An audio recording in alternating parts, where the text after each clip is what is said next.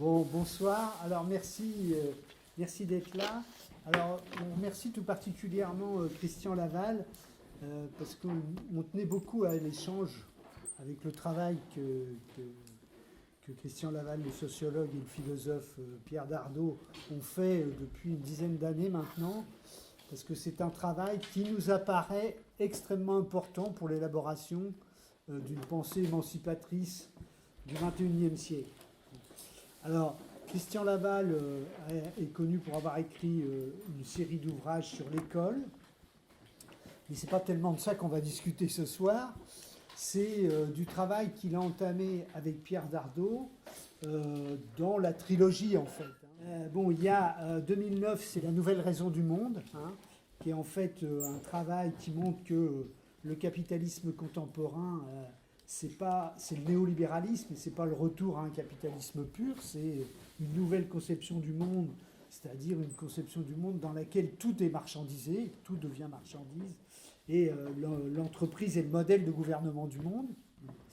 L'ouvrage qui a suivi, c'est Marx, prénom Karl, en 2012, qui se concentre sur les aspects majeurs de la pensée de Marx, l'analyse du capitalisme comme une société qui a une cohérence, une logique qui soumet toute l'existence humaine aux lois du développement du capital, et puis la logique de l'affrontement, la lutte des classes, au sein de laquelle, qui transforme les conditions elles-mêmes de la lutte, les subjectivités des individus, des acteurs, et qui ouvre les possibilités éventuelles d'une émancipation, avec un questionnement sur le concept de communisme chez Marx.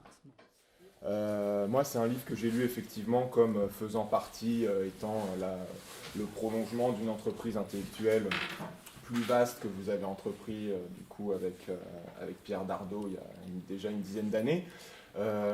L'ouvrage de 2009 sur la nouvelle raison du monde et le néolibéralisme, je l'ai pris comme le moment critique, en fait, le moment diagnostique sur, voilà, avec Thatcher, Reagan, les années 80, on entre dans une nouvelle époque du capitalisme. Quelle est-elle? Comment se caractérise-t-elle?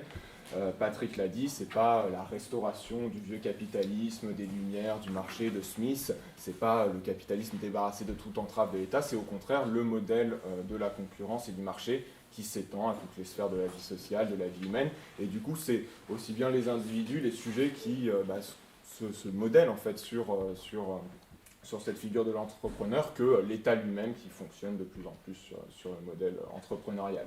Et du coup, par rapport à cet ouvrage-là commun, je le lis comme le moment en fait positif, quoi, le moment où il s'agit de penser l'alternative, de penser ce qu'il y a en face du capitalisme néolibéral.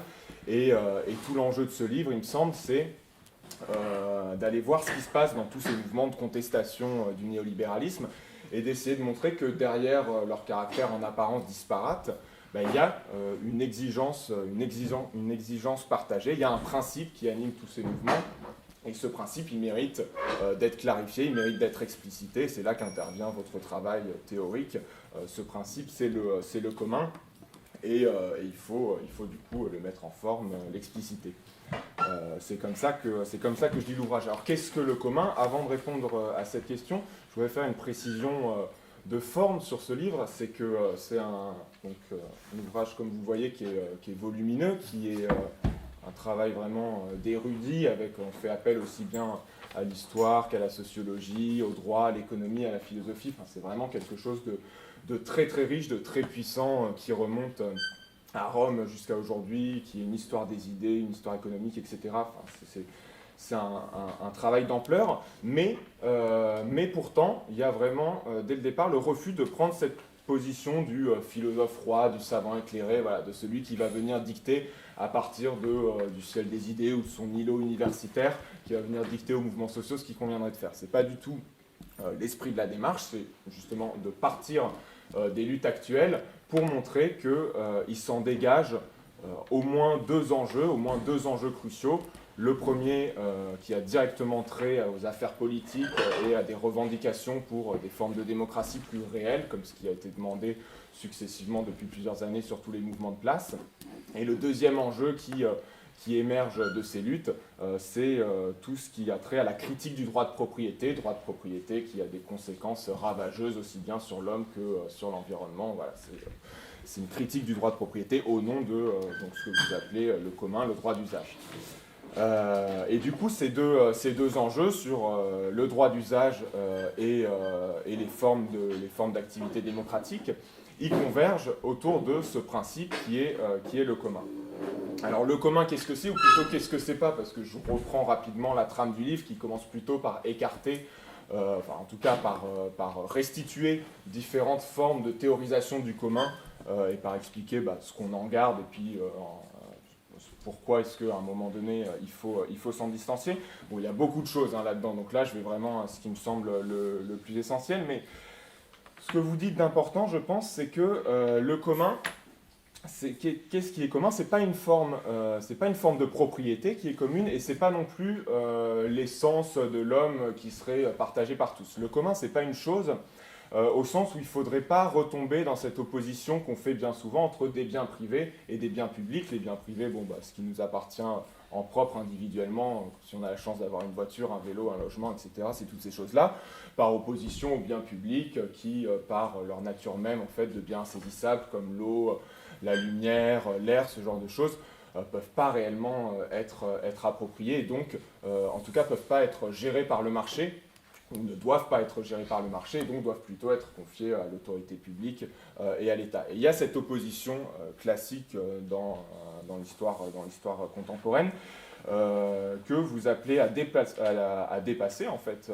en disant que finalement, qu'est-ce qu'il y a derrière cette opposition entre bien privé et bien public ? Il y a deux modèles de société qui se font face. Il y a la mondialisation néolibérale du côté des biens privés, et puis il y a ce que vous appelez le communisme d'État du côté des biens publics. Et pour vous, voilà, il faut regarder au-delà. Il faut penser le commun non pas comme une chose. Si on prend un exemple concret que je reprends de votre livre, un commun fluvial, par exemple, c'est pas juste un fleuve qui appartiendrait à la communauté dans son ensemble, c'est ce fleuve et la communauté aussi qui le prend en charge, qui s'en occupe, qui le préserve, qui l'entretient, qui en fait attention. Donc le commun, si vous voulez, ça va au-delà de... C'est plus, vous dites, avec un concept philosophique un peu classique, il ne faut pas réifier le commun, il ne faut pas en faire juste une chose dont on pourrait se rendre maître et possesseur, propriétaire, et l'exploiter comme on veut, l'instrumentaliser, la consommer. Non, le commun, ça peut être des biens, ça peut être des choses, mais c'est aussi toutes les relations humaines qui se tissent autour de ces choses-là, et il faut les prendre en charge. Voilà, il y a d'autres conceptions du commun que vous évacuez, mais ça, il me semble que c'est le point le plus important, et ça vous amène dans un deuxième temps dans l'ouvrage à définir positivement le commun, et à dire finalement, qu'est-ce que c'est le commun ? Tout simplement, c'est l'activité en fait entre les hommes. Le commun, c'est l'activité entre les hommes, au sens où, si vous voulez, il n'y a rien qui est commun par nature, en fait. Le commun n'est jamais quelque chose de donné immédiatement, c'est toujours quelque chose d'institué. On institue du commun, on met des choses en commun, et quelle est cette force qui permet d'instituer du commun, qui permet de communaliser ? C'est justement l'activité humaine, c'est l'action politique. En l'occurrence, sous une forme peut-être encore plus précise, ça peut être l'action révolutionnaire qui met en commun des choses qui sont appropriées aujourd'hui par certains acteurs privés, individuels ou même étatiques et qui échappent à la commune humanité. Et de cette idée du commun pensée donc comme une forme de coactivité, d'activité à plusieurs, plutôt que comme une copropriété ou une coappartenance, vous déduisez une implication politique qui me semble très très forte concernant une question qui est classique, qui est la question de ce qu'on appelle l'obligation politique. C'est quoi la question de l'obligation politique ? C'est simplement, ça veut dire en gros, à quelles règles est-ce qu'il convient de se soumettre, à quelle norme est-ce qu'il convient d'obéir, ou si on veut, sur quoi se forme la légitimité des lois, sur quoi se fonde la légitimité de certaines règles et pas d'autres. Et là, vous dites... ce qui fonde l'obligation politique, ce qui fait qu'en tant que citoyen, qu'en tant que membre d'une collectivité, on est obligé de respecter à certaines règles, et à celles-ci plutôt qu'à d'autres, c'est que ces règles sont le produit de la participation de toutes et tous à la prise de décision, de la participation de toutes et tous à la délibération, et à la prise de décision politique. Et donc s'il y a des règles qui nous obligent, qui s'imposent à nous, c'est pas parce que ce seraient des règles coutumières qui sont là depuis toujours, donc qu'on respecte un peu par tradition, c'est pas parce que, évidemment, elles viendraient d'une volonté divine, et c'est pas non plus parce que ce seraient des lois du marché, des lois de l'économie ou quoi qu'il convient de les respecter. Non, des règles qui méritent d'être obéies, c'est des règles qui ont été posées par la coactivité, par ce principe politique du commun. Et ça a une conséquence très directe. Ça veut dire, si on le formule sous forme de maxime, ça veut dire qu'on ne peut pas exiger d'exécution d'une décision sans participation à la prise de décision. On ne peut pas exiger des individus qu'ils respectent certaines décisions, qu'ils s'y plient, qu'ils les exécutent, s'il n'y a pas eu une participation inclusive, large, massive et égalitaire de toutes et tous à la prise de décision. Voilà. Donc, ça, c'est pour ce qui est des implications, on va dire, directement politiques du commun. Il y a aussi des implications dans la sphère économique qui vous amènent justement à valoriser ce que je disais un peu avant, le droit d'usage contre le droit de propriété, qu'il soit privé ou public. Mais je ne vais pas développer ça parce que ça m'emmènerait plus loin et que je voulais revenir sur ce qui constitue la dernière partie de l'ouvrage, sur les 9 propositions politiques. Parce que c'est ça aussi que je trouve magistral. Je disais au début, c'est un ouvrage qui refuse de se positionner en surplomb de l'intellectuel par rapport à ce qui se passe dans le monde social. Ça se voit dès le départ dans la manière dont vous faites émerger le commun des luttes les plus actuelles et les plus contemporaines. Et ça se voit aussi dans la dernière partie de l'ouvrage où vous proposez avec Pierre Dardot 9 propositions politiques, c'est présenté comme ça. Donc il ne s'agit pas d'un programme politique, vous ne prenez pas la place des partis et ils vous en remercient.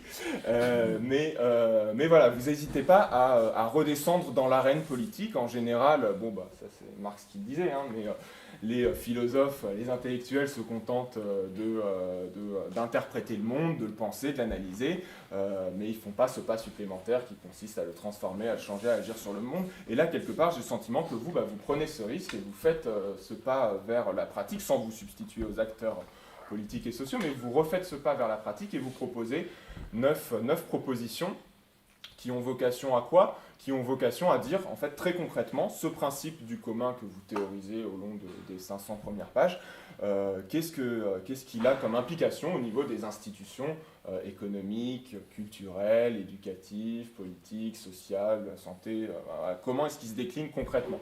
Alors, je ne peux pas et je ne vais pas vous expliquer quelles sont ces 9 propositions parce qu'il faut que j'aille droit au but. Et il y a encore une dernière chose dont je voudrais parler, c'est que le livre s'intitule « Commun au singulier », c'est important, et le sous-titre c'est « Essai sur la Révolution au XXIe siècle ». Et il se conclut vraiment là-dessus, parce qu'il y a une conclusion et après il y a un post-scriptum sur la Révolution, dans lequel le post-scriptum s'intitule, en tout cas c'est une partie de ce post-scriptum, c'est, alors je l'avais noté, mais retrouver la grandeur de l'idée de révolution. Et ça, je voulais finir là-dessus parce que c'est aussi quelque chose qui me paraît très important et qui, en particulier, nous parle ici. C'est cette idée qu'il faut en finir avec la nostalgie pour Keynes, pour Roosevelt et finalement pour toutes ces réformes qui nous promettent d'amender le capitalisme, de le moraliser, de le réformer, etc. Parce que vous dites, en fait, aujourd'hui, l'enjeu, il est bien plus crucial que ça, il est bien plus grave. On ne peut pas se contenter comme ça d'amender, de transformer. De toute façon, les réformes, c'est quelque chose qui a été tellement galvaudé que c'est devenu le contraire de ce que ça signifiait en 1936, en 1968, etc., où les réformes, c'était synonyme d'avancée sociale. Aujourd'hui, quand on nous annonce une réforme, on sait qu'il faut qu'on se prépare à descendre dans la rue, parce qu'en général, c'est pas pour le bien des salariés. Donc voilà, vous expliquez que vraiment, pour vous, aujourd'hui, il est temps d'en finir avec cette nostalgie des réformes. Je ne sais pas s'il faut dire nostalgie réformiste à voir. Et donc, il faut réhabiliter en conséquence cette idée de révolution dans toute sa grandeur. Et là, vous parez un petit peu à l'avance les objections de vos détracteurs qui vous répondront, on s'en doute, et on en a l'habitude, que la révolution, c'est le coup d'état d'un parti, c'est le stalinisme, c'est une effusion de sang, une insurrection violente, etc. En disant non, la révolution, en fait, c'est quelque chose de beaucoup moins horrible et de beaucoup plus humain que ça, la révolution. Et là, vous reprenez un mot, il me semble, de Cornelius Castoriadis, un philosophe qui compte parmi les nombreuses influences qui sont présentes dans ce livre, et qui dit la révolution, qu'est-ce que c'est? En fait, c'est tout simplement l'auto-transformation de la société dans un temps bref. Alors, qu'est-ce qu'il veut dire par là? Il veut dire c'est la société elle-même qui modifie, donc effectivement, dans un temps bref, plus rapidement, le temps s'accélère, on a une discordance des temps, aurait dit quelqu'un qui compte aussi beaucoup pour nous. On a la société qui s'accélère et qui remet en cause, au fondement, ses institutions et ses représentations. Et pour terminer justement là-dessus, je voudrais restituer un petit échange que Castoriadis avait eu avec un interlocuteur imaginaire, un journaliste imaginaire un petit peu sceptique sur cette idée de révolution, qui lui demandait « Mais qu'est-ce que vous voulez avec la révolution au final ? Quel est votre objectif ? Vous voulez changer l'humanité ?» Et Castoriadis qui répondait « Non, non, je veux quelque chose d'infiniment plus modeste, je ne souhaite pas changer l'humanité, mais que l'humanité se change elle-même, comme elle l'a déjà fait 2 ou 3 fois. » Pour moi, il y a une idée qui est absolument fondamentale, c'est que le commun, c'est une institution de la politique. C'est vraiment de la politique. Comment on peut dire ça? Et puis, en même temps que je me prenais un peu la tête autour de ça, je me suis aperçue que le nom de la liste qui a gagné les élections à Barcelone, ça s'appelle Barcelone en commun. Et bon, voilà, c'est un raccourci. Donc c'est la liste des indignés, hein, soutenue par Podemos. Voilà.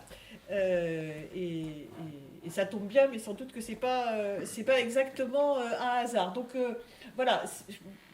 Bon, je pense que ce qui est extrêmement important là tout de suite, c'est de redonner cette place centrale à la politique, alors qu'on est effectivement dans une situation de crise de la représentation politique absolument inédite, et que par rapport à ça, la réponse, elle ne peut pas être moins politique. Elle ne peut être que plus de politique, une autre politique, et je dirais une politique qui se mêle de tout, ou plus exactement, qui permette à toutes et tous de se mêler de tout, parce qu'il y a effectivement beaucoup de secteurs dont on nous dit surtout ne vous en mêlez pas. Ne vous en mêlez pas, c'est pas pour vous. Il y a des experts, il y a des gens faits pour ça, il y a des économistes, et puis il y a des politiques, donc c'est pas pour vous. Et face à cette crise-là, on pourrait se dire, bon, en gros, il y a une crise de la représentation.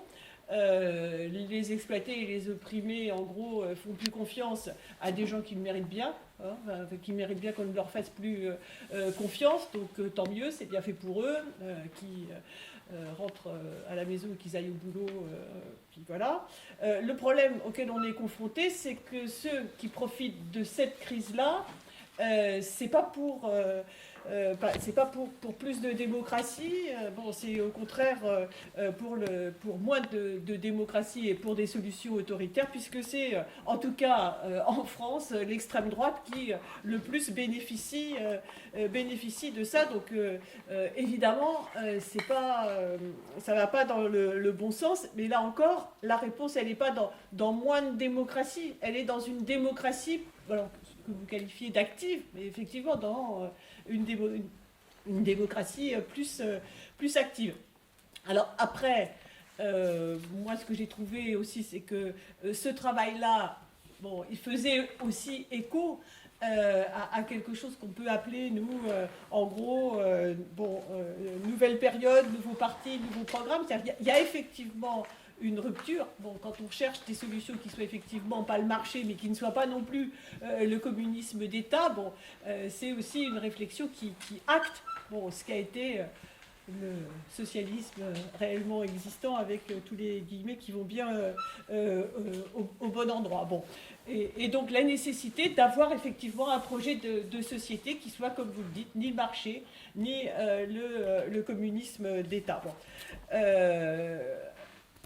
Alors, moi, le sentiment que j'ai eu en lisant votre livre, c'est que c'était quelque chose qui était, que c'était utile, et que c'était utile à plein de niveaux. Alors, bon, moi, les niveaux que je pose, c'est des niveaux de militants, d'activistes, hein, et par rapport aux difficultés auxquelles on est confronté, que c'est utile par rapport aux luttes d'aujourd'hui et aux difficultés qu'on a dans toute une série de luttes, de mobilisation, de réellement avoir une entrée en mouvement qui soit à la hauteur des attaques qu'on subit. Bon, Donc j'en reviendrai un petit peu là-dessus, autour de toute une série de questions sur lesquelles on a l'impression que, bon, à part perdre, on ne fait pas grand-chose, quoi. Hein, et à part essayer de reculer un petit peu moins vite que ce que ceux d'en face ont prévu, et encore ça, on a du mal à y arriver.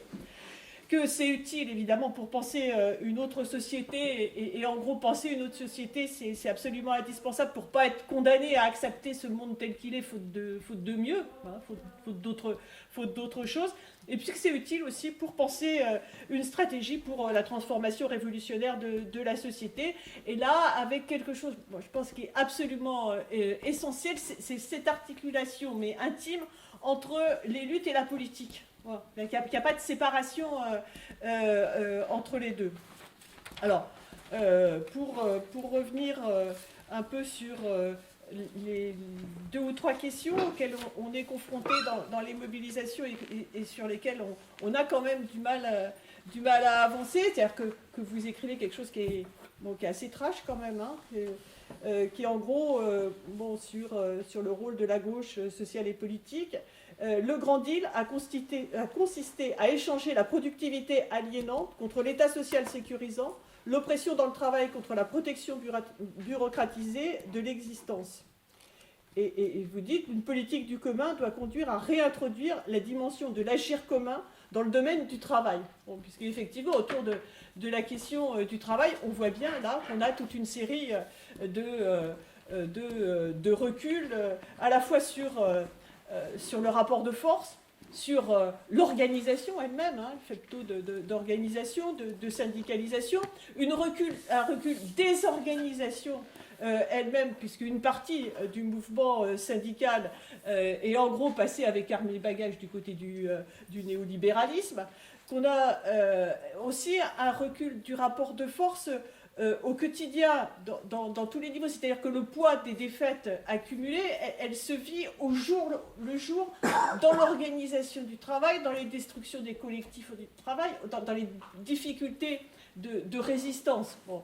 Et donc, évidemment, la question de comment on rompt avec ça et comment on reconquiert une capacité de prise d'initiative, d'offensive, etc., est évidemment une question absolument décisive. Et donc là, je trouve que ça vaut le coup d'avoir un peu une discussion autour d'une série de choses dont on dit, voilà, pourquoi est-ce qu'on a autant de difficultés? Alors, bon, au-delà de ce que j'ai cité, hein, sur le rapport de force, évidemment, et on voit bien qu'on est dans une situation où, comme on dit dans mon syndicat, c'est la lutte de classe, même pour obtenir une petite cuillère de plus à la cantine, quoi. Parce qu'en face, il lâche rien. Bon. Mais il n'y a pas que ça. On voit bien dans la mobilisation autour des retraites comment cette question-là est devenue, dans les secteurs les plus jeunes, quelque chose de tellement lointain qu'on ne voit pas, que c'est compliqué de comprendre en quoi ça pourrait être un acquis commun qu'il faudrait défendre. Et sans doute que ça a quelque chose à voir avec... bon, ça c'est une discussion, j'aimerais bien qu'on ait un petit peu sur ces choses qui ont pu... pour que la protection sociale, bon, on a eu un débat avec Friot... une des avant-dernières séances pour l'émancipation, bon, effectivement des acquis collectifs, mais qui ne sont absolument pas vécus comme ça, qui n'ont plus rien de commun, hein, qui ne représentent pas du tout quelque chose de commun aux salariés, mais quelque chose qui vient d'en haut, etc. Et ça a sans doute une dimension centrale dans les difficultés de mobilisation, bon, et que dans les stratégies de mobilisation, de conquête, etc. Sans doute que les dimensions du commun et de l'institution de commun auraient une place centrale. Je pense que sur la question du travail, il y a une autre dimension, puisque là, bon, dans ce que vous écrivez, cette idée, alors qu'une idée qui est développée par des gens comme Yves Clos, c'est-à-dire que la possibilité de réintroduire du débat, de la controverse, de la discussion, de l'institution en commun, de la dispute, du conflit autour de ce qu'est le travail est quelque chose d'absolument essentiel pour résister précisément à tout ce qu'on appelle maintenant les risques psychosociaux, la souffrance au travail, etc. etc. Bon, mais que cette dimension-là, elle est absolument essentielle. Pour moi, ça a beaucoup à voir avec ce que vous écrivez ce que vous écrivez là-dessus. Bon, on se retrouve un peu avec le même type de situation autour de la question de la défense des services publics, c'est-à-dire que tous ceux et celles qui essayent de construire ces mobilisations, ils voient bien comment, dans toute une série de cas, c'est compliqué de défendre l'existant, puisque l'existant a pas ou plus, non, il faudrait voir si c'est pas ou plus, grand-chose à voir avec quelque chose qu'on a envie de défendre. Bon, et donc, effectivement, alors je sais que, bon, voilà, pour écrire un certain nombre de tracts, voilà, on dit, voilà, il faut exproprier les patrons, et puis il faudrait un service public, mais quand on dit service public, on écrit tout de suite derrière, sous le contrôle des salariés, des usagers, etc. Bon. Est-ce que ça convainc, est-ce que ça convainc pas? Est-ce que ça laisse entrevoir quelque chose qui est effectivement tout à fait différent de choses qui ne sont pas vécues effectivement comme servant et étant utilisé par tout un chacun, mais réellement pour lui rendre service, pour être utile. Bon. Alors, après, on arrive même à des extrêmes. Quand on parle, par exemple, une question qui me tient à cœur, de la question de l'énergie, de la transition énergétique, etc. On voit bien qu'il faut exproprier les grands groupes de l'énergie, mais on voit bien que le modèle d'EDF, par exemple, n'est pas exactement celui qui peut, d'une manière ou d'une autre, répondre à, puisque, bon, en termes de non-transparence, etc., de politique imposant le nucléaire, bon, c'est exactement le modèle de ce qu'il ne faut pas faire. Et donc, cette question justement de commun autour de la question de l'énergie, puisque là, on a à la fois à gérer une dimension qui est une dimension politique, de choix, de quel type d'énergie on veut utiliser ou on ne veut pas utiliser. Et puis, il y a aussi des dimensions qui sont simplement techniques sur pourquoi il faut que ce soit décentralisé et pourquoi, en matière de production d'énergie, une production hyper centralisée et du simple point de vue énergétique totalement aberrant. Et là, on voit bien comment bon, c'est un peu la discussion, comment cette notion de commun doit allier à la fois des choix qui sont des choix politiques et des choix qui sont des choix un peu j'allais dire de métier, oui, mais voilà, de possibilités de discuter comment et pourquoi les choses doivent être faites. Bon, je suis trop longue sur cette partie-là. Je voulais peut-être 3, 4, excusez-moi. Oui, et donc ça m'amène à cette autre idée, je pense, qui est importante, parce que c'est aussi un vieux débat, mais bon, qui est un peu oublié, autour de cette articulation sur transversalité entre politique et économie. Hein, et bon, ça débouche ensuite un peu sur la question de réintroduire, bon, de réintroduire la politique autour de la question des choix économiques, qui est quelque chose d'absolument central, puisque, bon, quand Tina, there is no alternative à gagner, c'est précisément l'idée que ça ne se discute même pas, qu'il n'y a pas d'élément de choix autour des questions économiques, bon, où c'est, voilà, on entend tous les jours les marchés qui réagissent, les marchés qui sont mécontents, les marchés qu'il faut satisfaire, ça devient une sorte de personnalité omniprésente et toute puissante, sur laquelle on n'a aucune prise. Donc réintroduire cette dimension-là est essentielle. L'autre... faut que j'arrête ? L'autre dimension qui me paraît absolument utile et sur lesquelles j'aimerais bien aussi qu'on creuse un peu, c'est autour de la question du droit d'usage. Hein, donc... voilà, une politique du commun, c'est une réorganisation du social en faisant du droit d'usage l'axe juridique de la transformation sociale et politique, vous dites, en lieu et place du principe de propriété. Je crois qu'on a intérêt, j'aimerais bien qu'on ait un peu la discussion autour de ça, c'est-à-dire que cette dimension d'usage par opposition à la marchandise. Hein. Ça introduit aussi d'autres idées, qui sont des idées que quand on a un droit d'usage, on a aussi un devoir de prendre soin. Bon, on a un devoir voilà. Alors donc, bon, on voit bien hein, sur la terre, par exemple. Bon, on a une terre qui a été par l'agriculture industrielle totalement dégradée, qu'aujourd'hui le droit d'usage de la terre, c'est aussi le devoir, comme disent les camarades paysans, d'aggrader la terre, c'est-à-dire de lui redonner sa richesse, sa vie, etc., etc. Bon, voilà. Donc cette dimension de prendre soin qui renvoie aussi à des discussions avec d'autres courants, en particulier les courants de l'écoféminisme. Bon, voilà, je pense que tout ça doit pouvoir se réarticuler et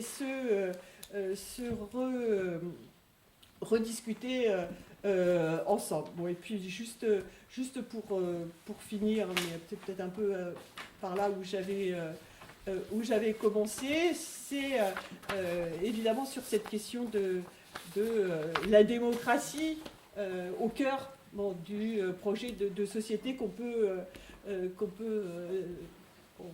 chercher à projeter. Bon, voilà.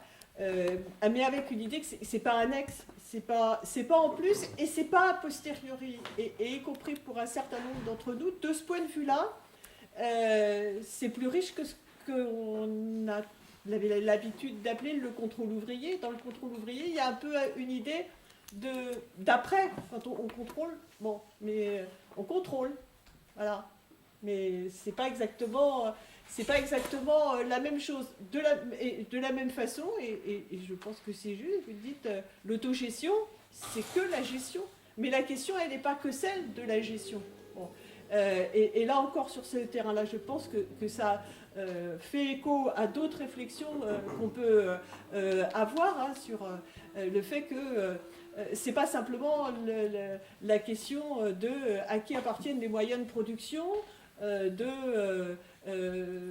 bon, il y a la discussion de ce qu'il faut produire, combien, mais il y a aussi la question de comment on le fait. Et c'est ces questions-là qui doivent être réappropriées et réinstituées comme des discussions, des secteurs de débat, etc. Et donc, du coup, parce que quand même une partie de nos difficultés, c'est de gagner à l'idée que notre projet de transformation révolutionnaire de la société, il est un projet désirable, quoi.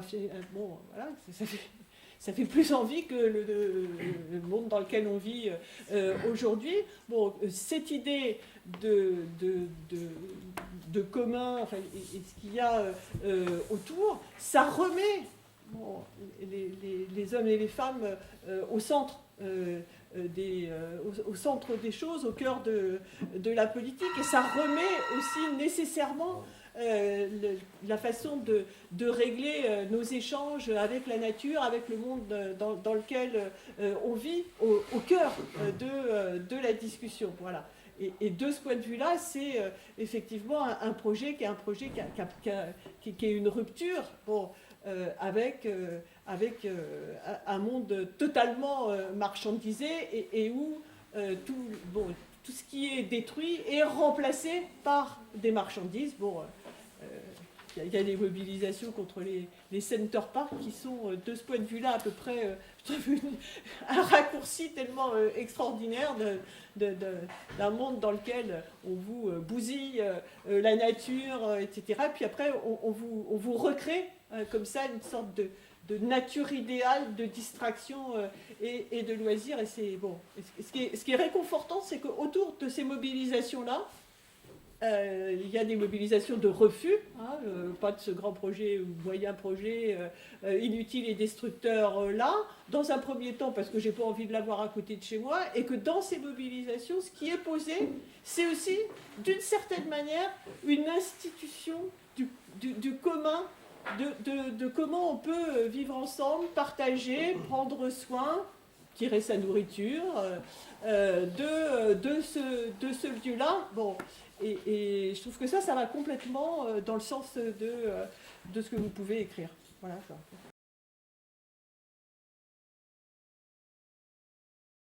Je vous remercie de votre lecture, de vos lectures et de vos questions. Je vais essayer de, peut-être pas d'y répondre systématiquement. Je crois que l'essentiel a été dit, mais je voudrais revenir un peu sur le propos que nous avons voulu tenir. C'est précisément quelque chose qui est lié au titre de cette soirée, d'après ce que j'ai compris, c'est-à-dire la question de la révolution au XXIe siècle, puisque en effet c'est le sous-titre du livre, et qu'en général on nous a plus interpellés sur le commun que sur la question de la révolution. Alors pour nous les choses sont très simples.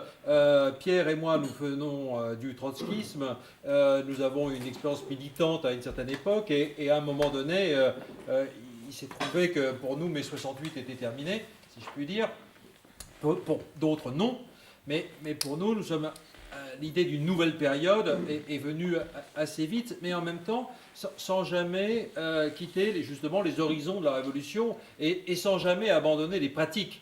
Des pratiques militantes, qu'elles soient syndicales, associatives ou autres. Donc c'est pour, comme on disait dans mon temps, d'où parlez-vous? Voilà, je voudrais quand même dire que, disons, notre trajectoire nous amène à, à avoir un moment eu besoin de nous expliquer théoriquement avec le marxisme et avec Marx.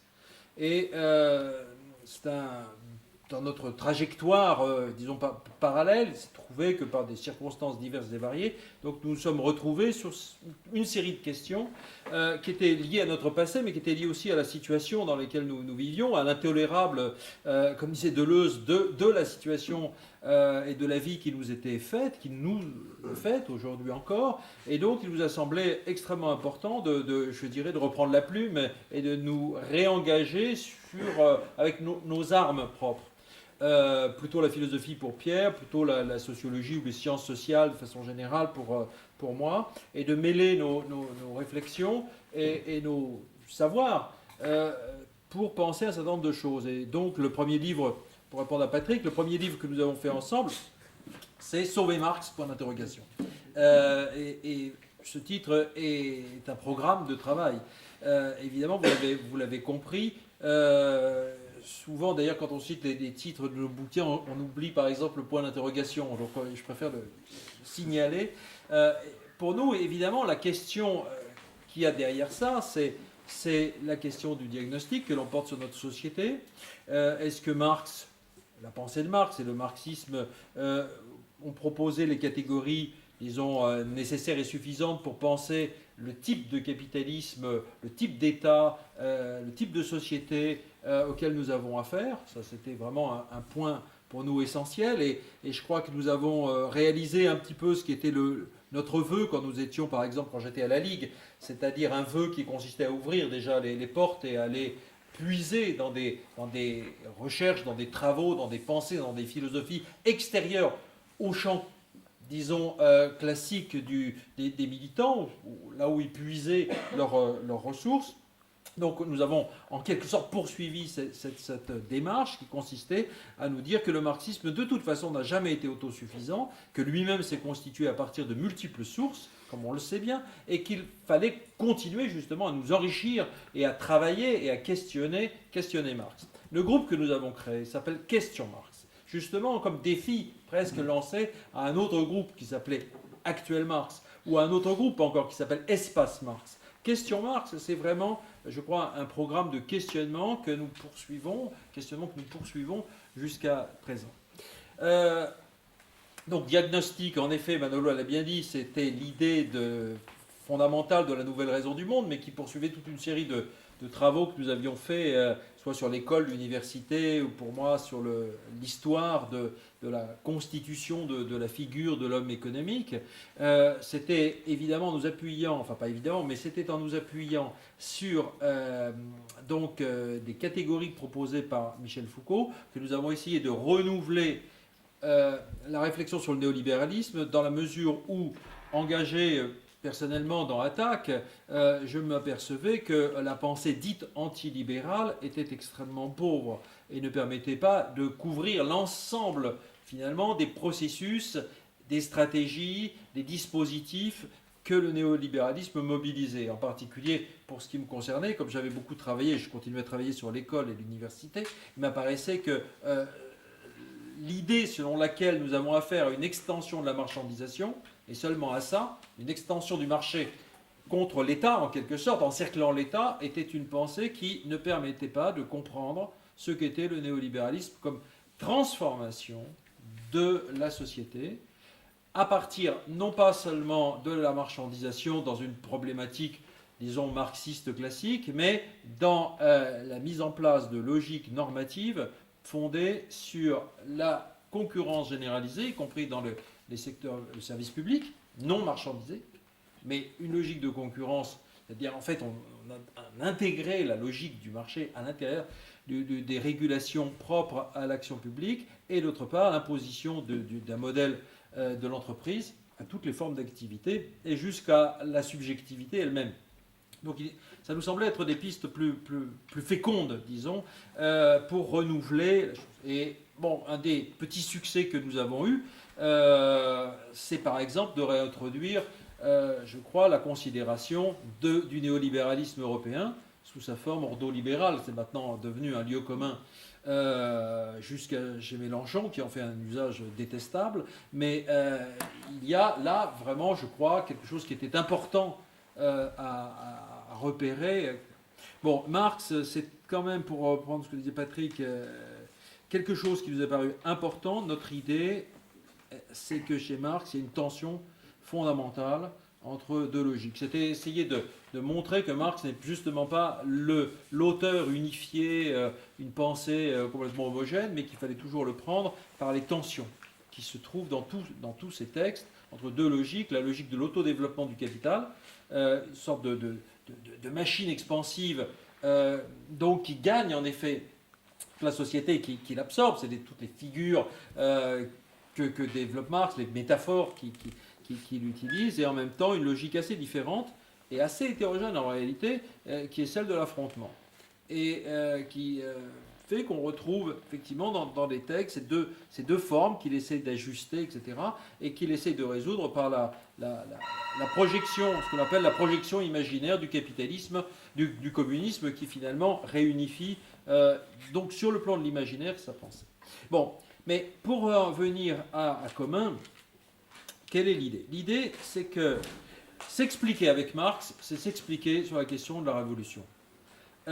C'est-à-dire, c'est la question de savoir si on attend encore, toujours, une réactualisation d'une forme et d'une figure de la révolution qui a, d'une certaine façon, été constitutive du marxisme. Peu importe les versions différentes de la social-démocratie allemande, de la forme léniniste, trotskiste et autres, mais il y a, si vous voulez, donc une figure, une image, une pensée, une conception de la révolution, ou des conceptions de la révolution, mais qui finalement donc, mobilise l'idée d'un sujet, d'un parti, d'une nécessité historique, de rapports différents selon les thèses entre des processus objectifs et des formes d'intervention subjectives, mais d'une certaine façon, il y a toujours cette idée qu'il y a une nécessité historique de la révolution, qu'il y a donc un programme qui transcende de toute façon les partis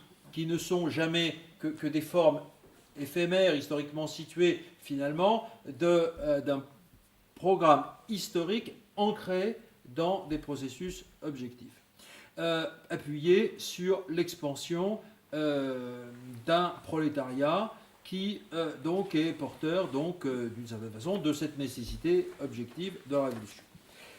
Bon, je caricature sans doute, parce que justement, il y a des versions plus ou moins subtiles de ça. Mais les marxistes, et je pense à Daniel Ben Saïd, ceux qui sont restés marxistes, ont eu à se débrouiller avec ce lourd héritage.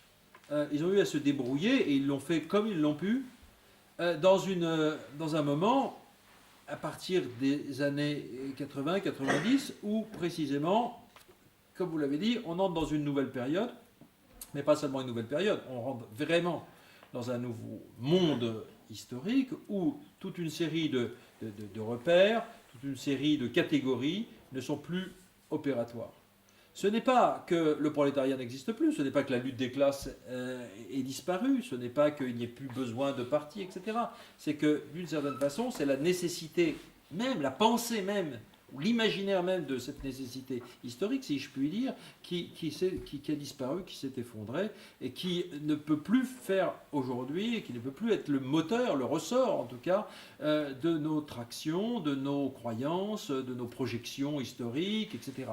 Nous sommes passés à autre chose, et donc il fallait nous débarrasser, il faut nous débarrasser de ce qui est devenu extrêmement encombrant.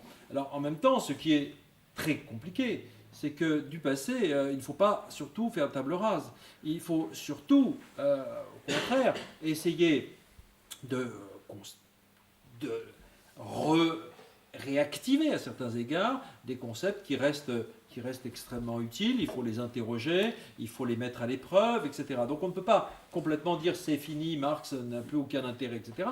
Au contraire, ce que nous avons essayé de faire, par exemple, dans notre marque, c'est de montrer que l'activité, la conception, je pense ça, entre autres, la conception marxiste ou marxienne, plus exactement, de l'activité révolutionnaire, comme permettant de constituer les sujets de la révolution, était une idée absolument fondamentale et qui était quelque chose qui nous permettait encore de nous éclairer sur les processus en cours, sur la façon dont des sujets historiques se constituent dans l'affrontement au néolibéralisme. Bon, je donne ça comme un exemple. Mais il fallait aller plus loin encore et de se dire aujourd'hui, finalement, quel est le nom de la révolution. Le nom, peut-être la forme, le concept de la révolution. Un concept de la révolution, évidemment, que nous n'inventons pas. Notre maxime secrète, si je puis dire, que nous n'avons pas mise en exergue de notre bouquin, c'est une petite remarque de Foucault qui dit, au fond, ce sont les luttes qui inventent les concepts. Et il faut leur rendre. Phrase un peu bizarre, mais qui me semble éclairer aussi toute l'histoire du socialisme. Vous parlez du contrôle ouvrier, des conseils, du socialisme associationniste, etc. On pourrait prendre les différentes formes qu'a pris le contenu, la substance même du socialisme pour voir effectivement que ce sont les luttes qui ont posé une série de termes, de thèmes que les marxistes ou que les léninistes, à certains moments, lancent comme mot d'ordre, tout le pouvoir aux soviets, par exemple. Et donc, ce qui nous est paru intéressant, après avoir écrit La Nouvelle Raison du Monde, qui était une analyse des espèces de rouleaux compresseurs du néolibéralisme, qui était important, c'était de regarder, d'examiner de près la rationalité alternative telle qu'elle naissait des luttes, des mobilisations, des expérimentations. Dès le premier livre que nous avons écrit, nous avons souligné que la thématique des communs, ou du commun, nous paraissait être le nom qui émergeait des luttes et des expérimentations alternatives au néolibéralisme. Là, c'était être à l'écoute de ce qui se disait. Nous ne savions pas, en 2004, 2005, quand nous avions commencé à travailler là-dessus, nous ne savions pas exactement de quoi il s'agissait.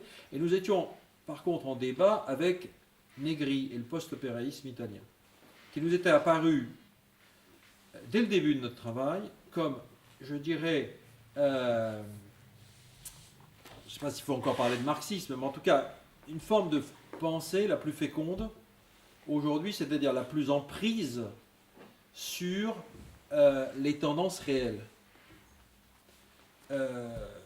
du monde dans lequel nous vivions. Il y a la tendance théorique qui se coltinait plus directement possible avec des transformations sociales, technologiques, idéologiques, etc.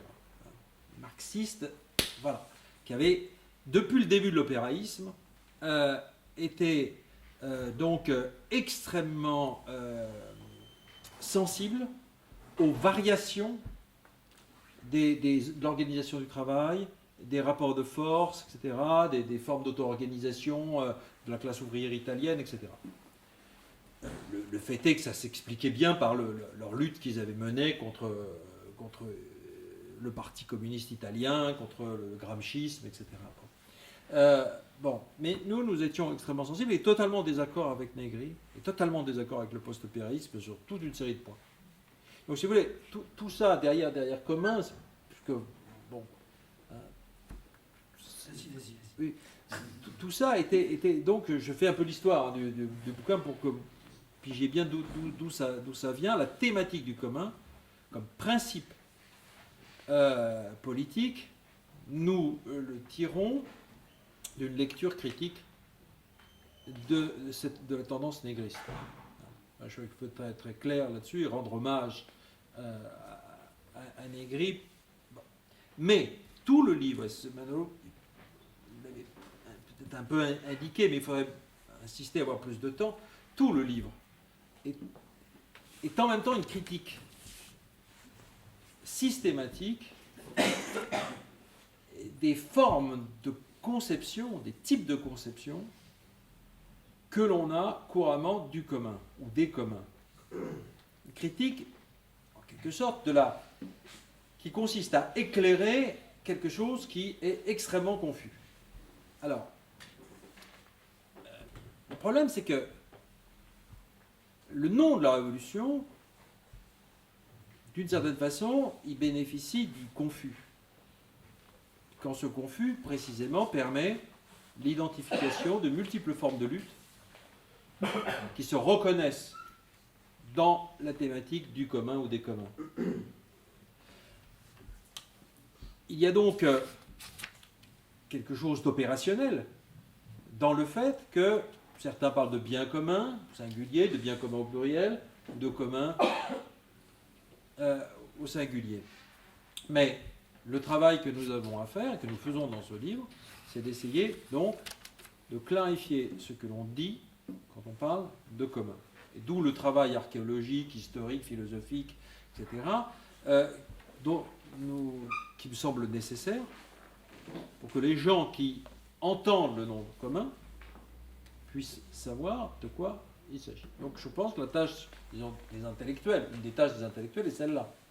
Clarifier un petit peu les choses par un travail de connaissance. Alors en effet, l'une et l'autre, vous l'avez dit,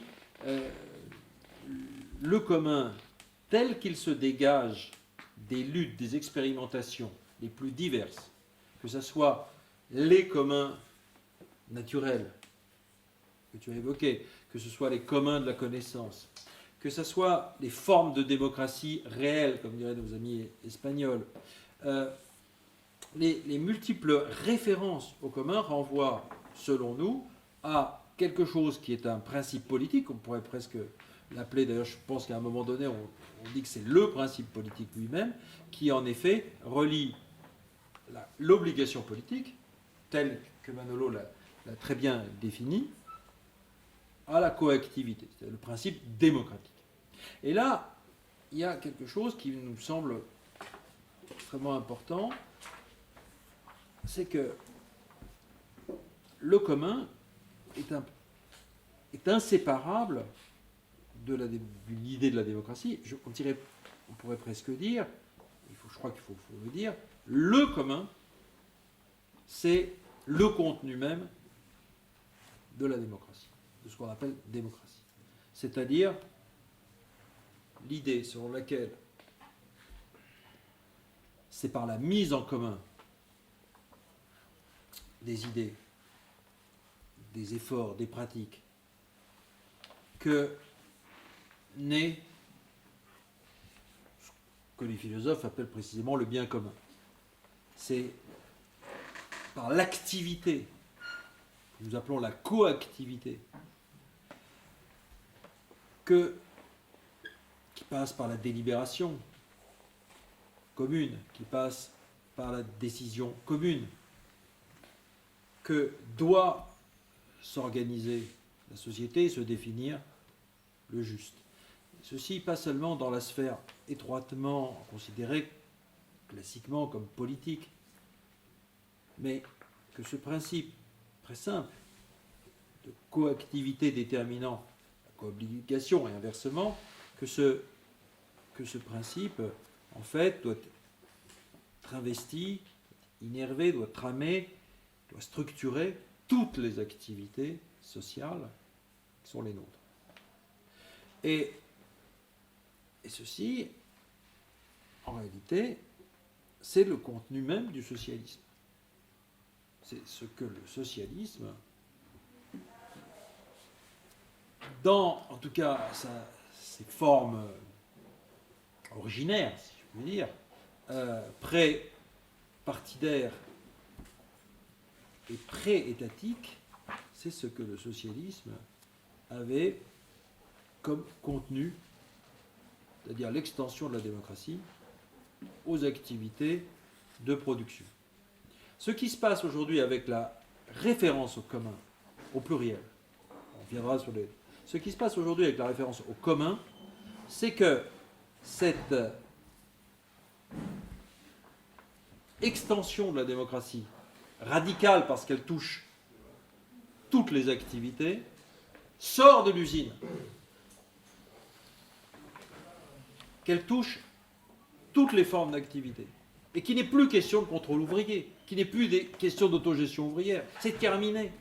Mais c'est terminé pas par le bas, pas par la disparition, mais par l'extension à toute la société, au quartier, au centre de santé, aux bibliothèques, à toutes les formes d'activités que nous pouvons avoir sur Internet, etc. Que la référence au commun, finalement, commun naturel, commun de la connaissance, communs sociaux, etc., donc laisse entrevoir une révolution totale, aussi totale, si je puis dire, que le travail opéré par le néolibéralisme dans tous les secteurs de la société. Et ce n'est pas du tout, évidemment, un hasard si je dis ça, c'est que précisément, et on le dit dans toute une partie du bouquin, la problématique des communs, elle est née dans la résistance à l'extension des modes d'appropriation, d'extension de la logique propriétaire depuis 30 ou 40 ans. Commun est d'abord, je vais commencer par là, commun, c'est d'abord le nom de la résistance au néolibéralisme, c'est-à-dire à l'extension de la propriété privée, tel que les mouvements interprètent le néolibéralisme. Pas tel que nous l'avons, justement, nous interprété. Voilà, alors, dernier mot, la question de l'institution. La question de l'institution qui en fait, quelque chose que nous situons un petit peu comme une objection, mais implicite au marxisme. Si nous sommes passés par, effectivement, Merleau-Ponty, Castoriadis, et tous ceux qui ont essayé de penser la révolution comme institution, Merleau-Ponty, lui, parlait de réinstitution, la révolution comme réinstitution,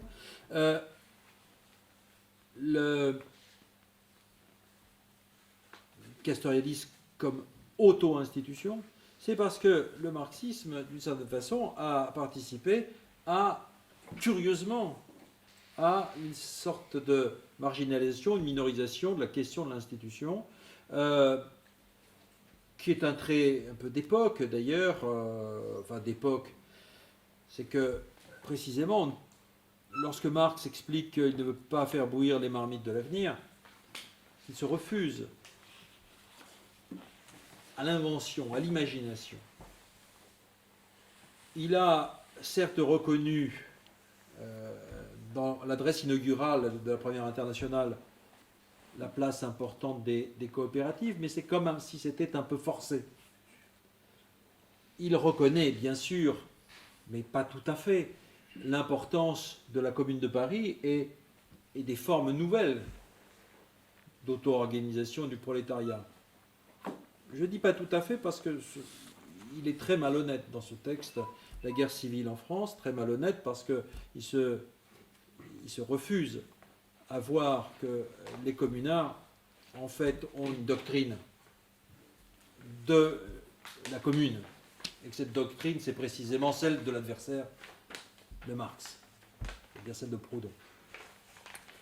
Mais, donc le marxisme, en fait, n'a pas vraiment pris en charge, sauf de façon épisodique, partielle, la question des formes d'auto-organisation. Il y a bien sûr eu les conseillistes, qui ont joué un rôle que nous reconnaissons, qui est important, mais au fond, c'est le parti qui a compté. C'est la construction du parti qui était surtout essentielle. S'il y avait une pensée de l'institution, c'était une pensée du parti. Et donc, il nous semble qu'il faut déplacer l'accent et parler maintenant, justement, des formes d'institutions, des types d'institutions relatives et conformes, si je puis dire, à ce principe d'autogouvernement, qui est celui du commun. Donc, toute une série de considérations qui sont, comment dire,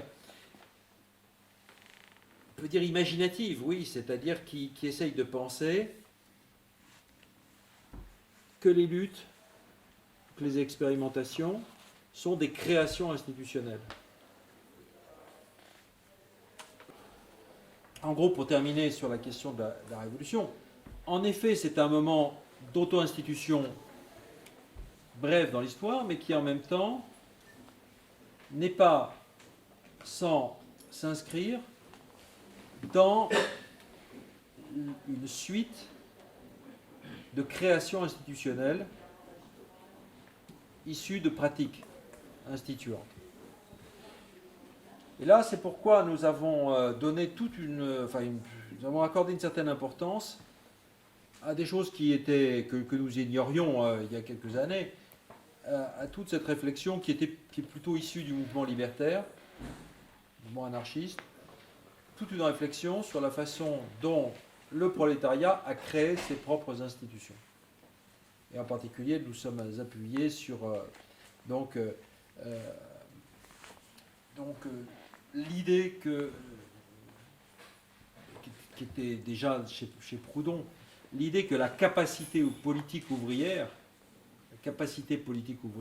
c'était pas seulement justement la capacité électorale, c'était la capacité d'instituer, y compris dans le cadre capitaliste, des formes de mutuelles, des formes d'associations, des formes de coopératives, des formes syndicales, etc. Et que ce n'était pas seulement des instruments au service du parti, d'une stratégie. C'était d'ores et déjà, finalement, la création de communs, des institutions du commun que des gens en lutte étaient capables de créer. Ce qui fait que la révolution ne part jamais de rien, qu'elle n'est pas une table rase. C'est qu'en fait,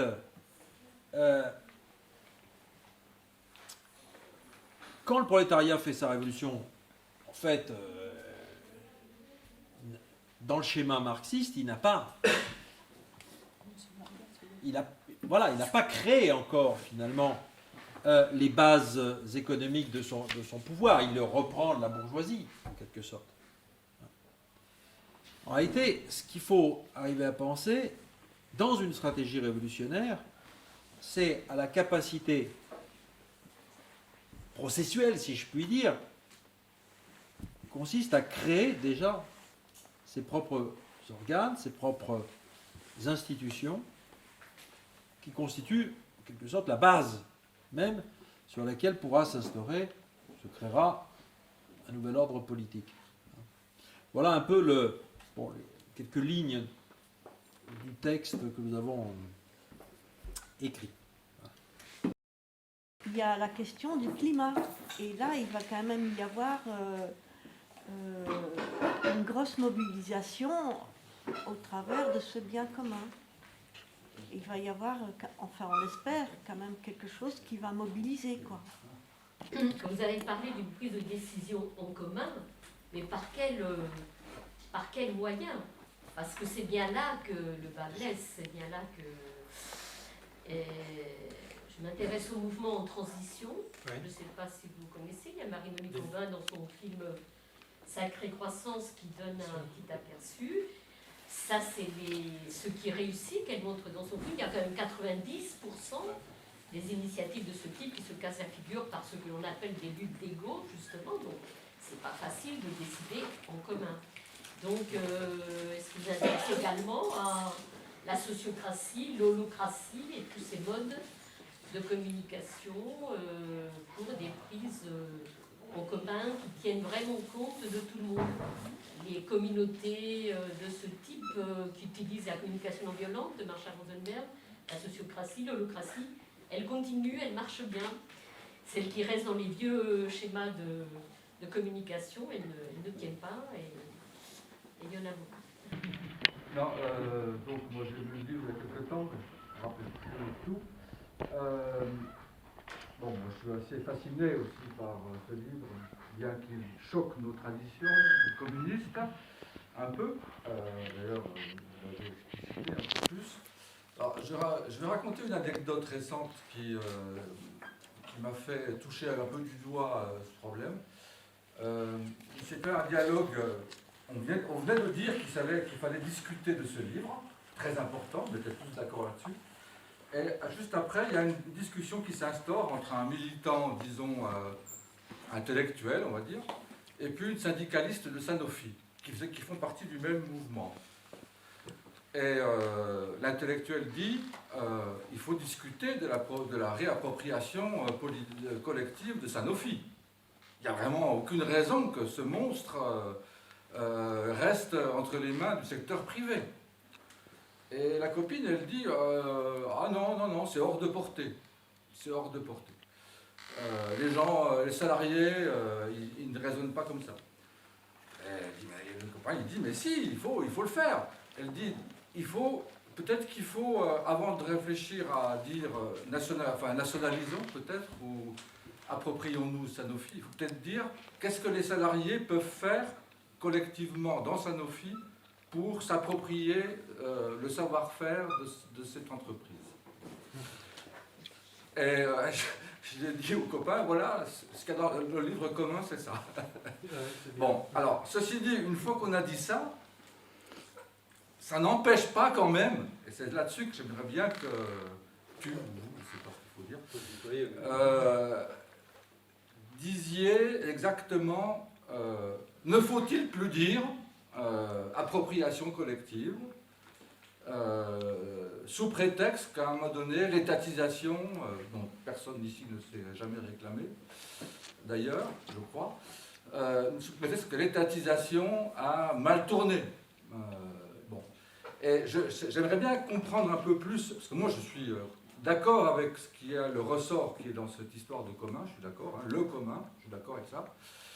Mais en même temps, c'est quelque chose qui ne nous était pas étranger jusqu'à présent. Bon. Mais on voit bien que là, il y a une source nouvelle d'inspiration pour la démocratie qui est réelle.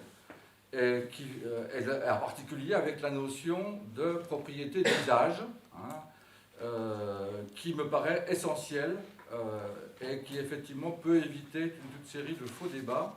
Et bon, là, je vois bien une source importante de savoir-faire, de réappropriation d'un savoir-faire, ou d'invention, plutôt, d'invention, d'un savoir-faire dans l'entreprise. Alors, deuxième chose, il me semble, alors j'aimerais bien essayer de bien cerner exactement la distance prise par rapport à Marx. Je ne suis pas d'accord quand tu dis il y a un Marx de la nécessité historique. On peut peut-être lire Marx comme ça, il y a des passages de Marx qui sont comme ça, mais il y a d'autres passages qui ne sont pas comme ça. Donc je ne pense pas qu'on puisse dire le Marx est le Marx de la projection nécessaire, etc. Je ne pense pas. Donc là, je n'ai pas compris ce que tu as dit, peut-être. Il m'a semblé que c'était un peu ça ta lecture. Je ne suis pas d'accord avec ça. Par contre, il y a une chose qui est vraie, me semble-t-il, c'est qu'on a tous été formés à l'idée de rien, passons au tout. Les paroles de l'Internationale. Et on a tous été marqués par cette idée du grand saut. Hein, du grand saut. Et ça, je pense qu'il faut arrêter. Effectivement, et moi je fais partie d'un mouvement qui réfléchit aussi sur l'émancipation, avec l'idée l'émancipation commence maintenant. Et il y a des tas d'exemples très riches d'émancipation qui commencent maintenant. Et qu'il faut vraiment cultiver cette affaire-là de manière importante. Et enfin, dernier point, j'arrêterai là, c'est,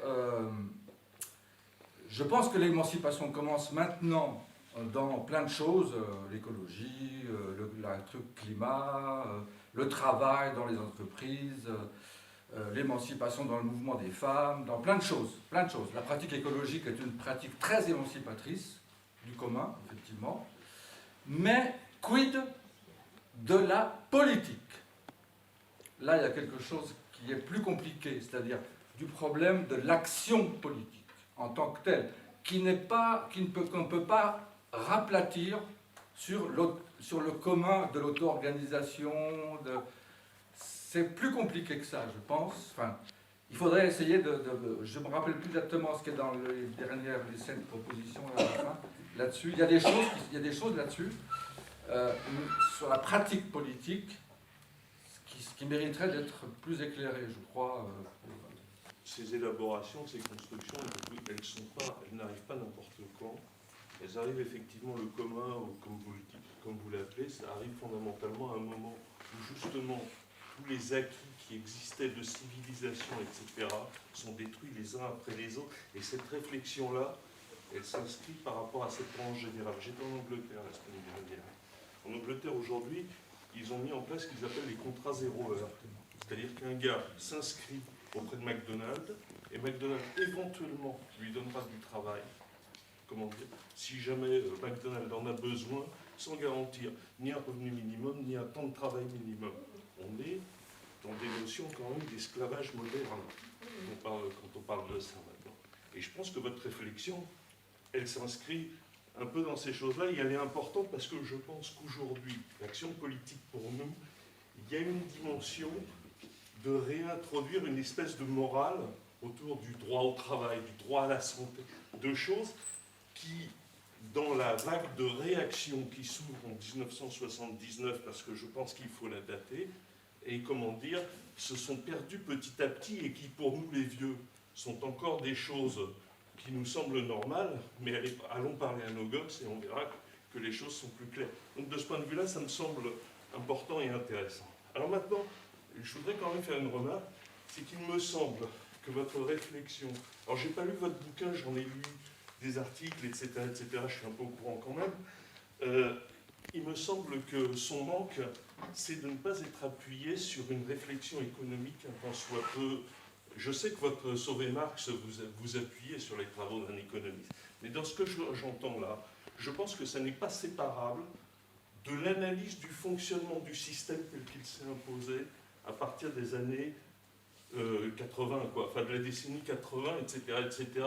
Et nous sommes effectivement passés à un nouveau mode du capitalisme que moi je pense qu'il faut appeler le libéralisme ou quelque chose de ce style, mais qu'il faut caractériser comme tel parce que c'est une autre phase de l'histoire qui s'appuie sur fondamentalement le démantèlement de la propriété d'État en Chine et sur l'échec final de la révolution russe, des choses de ce style, et sur le souffle que les années Thatcher et Reagan ont donné. Et ça a des implications, y compris sur le fonctionnement de l'économie. Et de ce point de vue-là, je pense que vous allez un peu loin quand vous dites, quand vous définissez le socialisme indépendamment, par exemple, de la question de la suppression de l'exploitation capitaliste. Je pense que c'est important parce que ça reste quand même l'élément. Comprenons-nous bien, je ne suis pas pour faire de l'économie, il me semble que ça a une importance. Deuxième chose, et j'arrêterai là, vos réflexions sur l'auto-organisation, le parti, etc., etc., très honnêtement, je ne suis pas d'accord. Et je vais vous dire pourquoi. En Espagne aujourd'hui, et nous célébrons la victoire politique, provisoire, fragile, tout ce que vous voulez, incomplète des Espagnols, elle est due au surgissement d'une force politique. C'est-à-dire que le mouvement des places en tant que telles n'était pas suffisant. C'est le surgissement d'une représentation de ceux d'en bas qui a permis justement de transformer l'essai du mouvement des places en quelque chose qui aille en tout cas un tout petit peu plus loin pour l'instant. Il me semble donc que la réflexion sur la forme partie, les institutions, etc., reste complètement d'actualité, même si l'histoire ne réchauffe pas les plats, et je ne pense pas une seconde que la forme de ce parti sera la forme des partis du début du XXe siècle. Mais je pense que c'est ça quand même le cœur aujourd'hui du désarroi de la société, si vous voyez ce que je veux dire. Je discutais il y a longtemps avec quelqu'un qui animait Critique communiste, c'est une revue marxiste, et on parlait déjà de ces problèmes de parti. Hein. Moi j'étais absolument convaincu de la problématique qui se déploie là au grand jour, et je commence à parler des professionnels de la politique dans un problème qui maintenant est porté un peu par Olivier Besançon, des fois, mais plus largement. Il me disait, c'est un peu démago ton discours, en défense du parti, quoi, quelque sorte.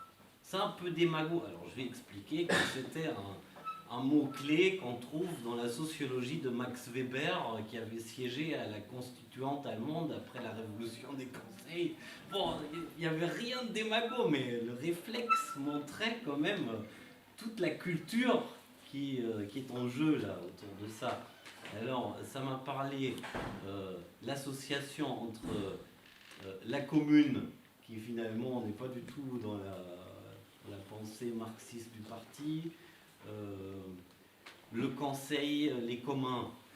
À un autre moment, je discutais avec John Holloway et il a compris un truc au marxisme européen, en étant un peu loin au Mexique.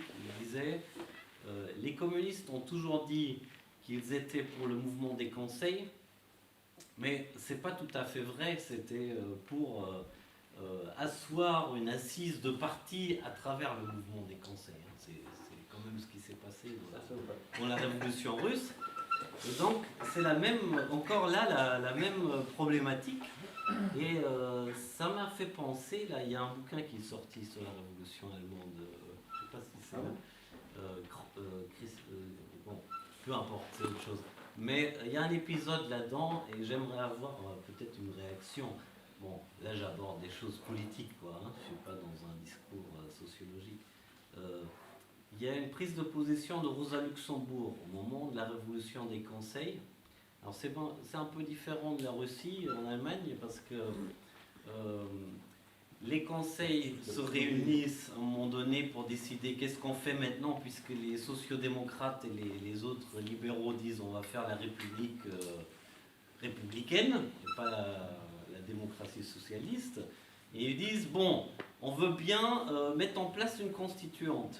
Les conseils se rallient à l'idée d'une constituante. Et Rosa Luxembourg dit, justement, dans la mesure où la démocratie est le contenu du socialisme, allons-y.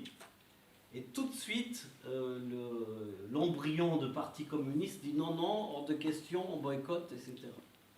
Donc, est-ce que ça, c'est un épisode historique qui peut se rééclairer puisque j'entends aussi un peu les questionnements que, bon, tout n'est pas que du neuf, quoi. C'est-à-dire qu'il y avait des versants critiques complètement marginalisés. Castoriadis en fait partie.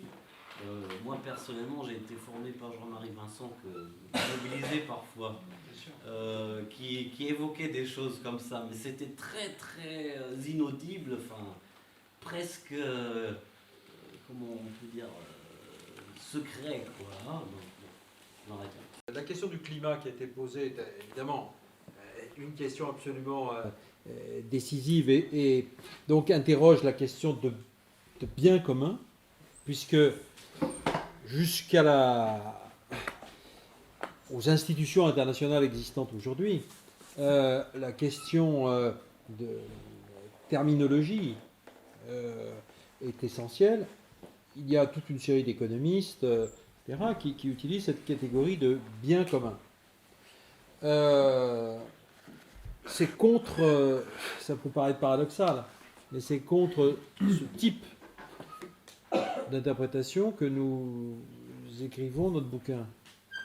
Pour une raison très simple, qu'il faut bien comprendre. Ce n'est pas que nous ne disons pas que le climat n'est pas un bien commun. Nous disons, en fait, ce qu'il y a derrière cette désignation-là, c'est toute une conception très lointaine, et dont nous faisons l'histoire, et consiste à considérer qu'il n'y a de commun qu'un certain nombre de biens qui sont par nature inappropriables.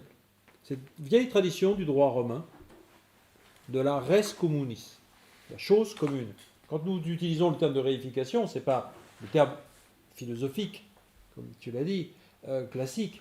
C'est réification au sens où le commun est ramené à une chose, ou à des choses.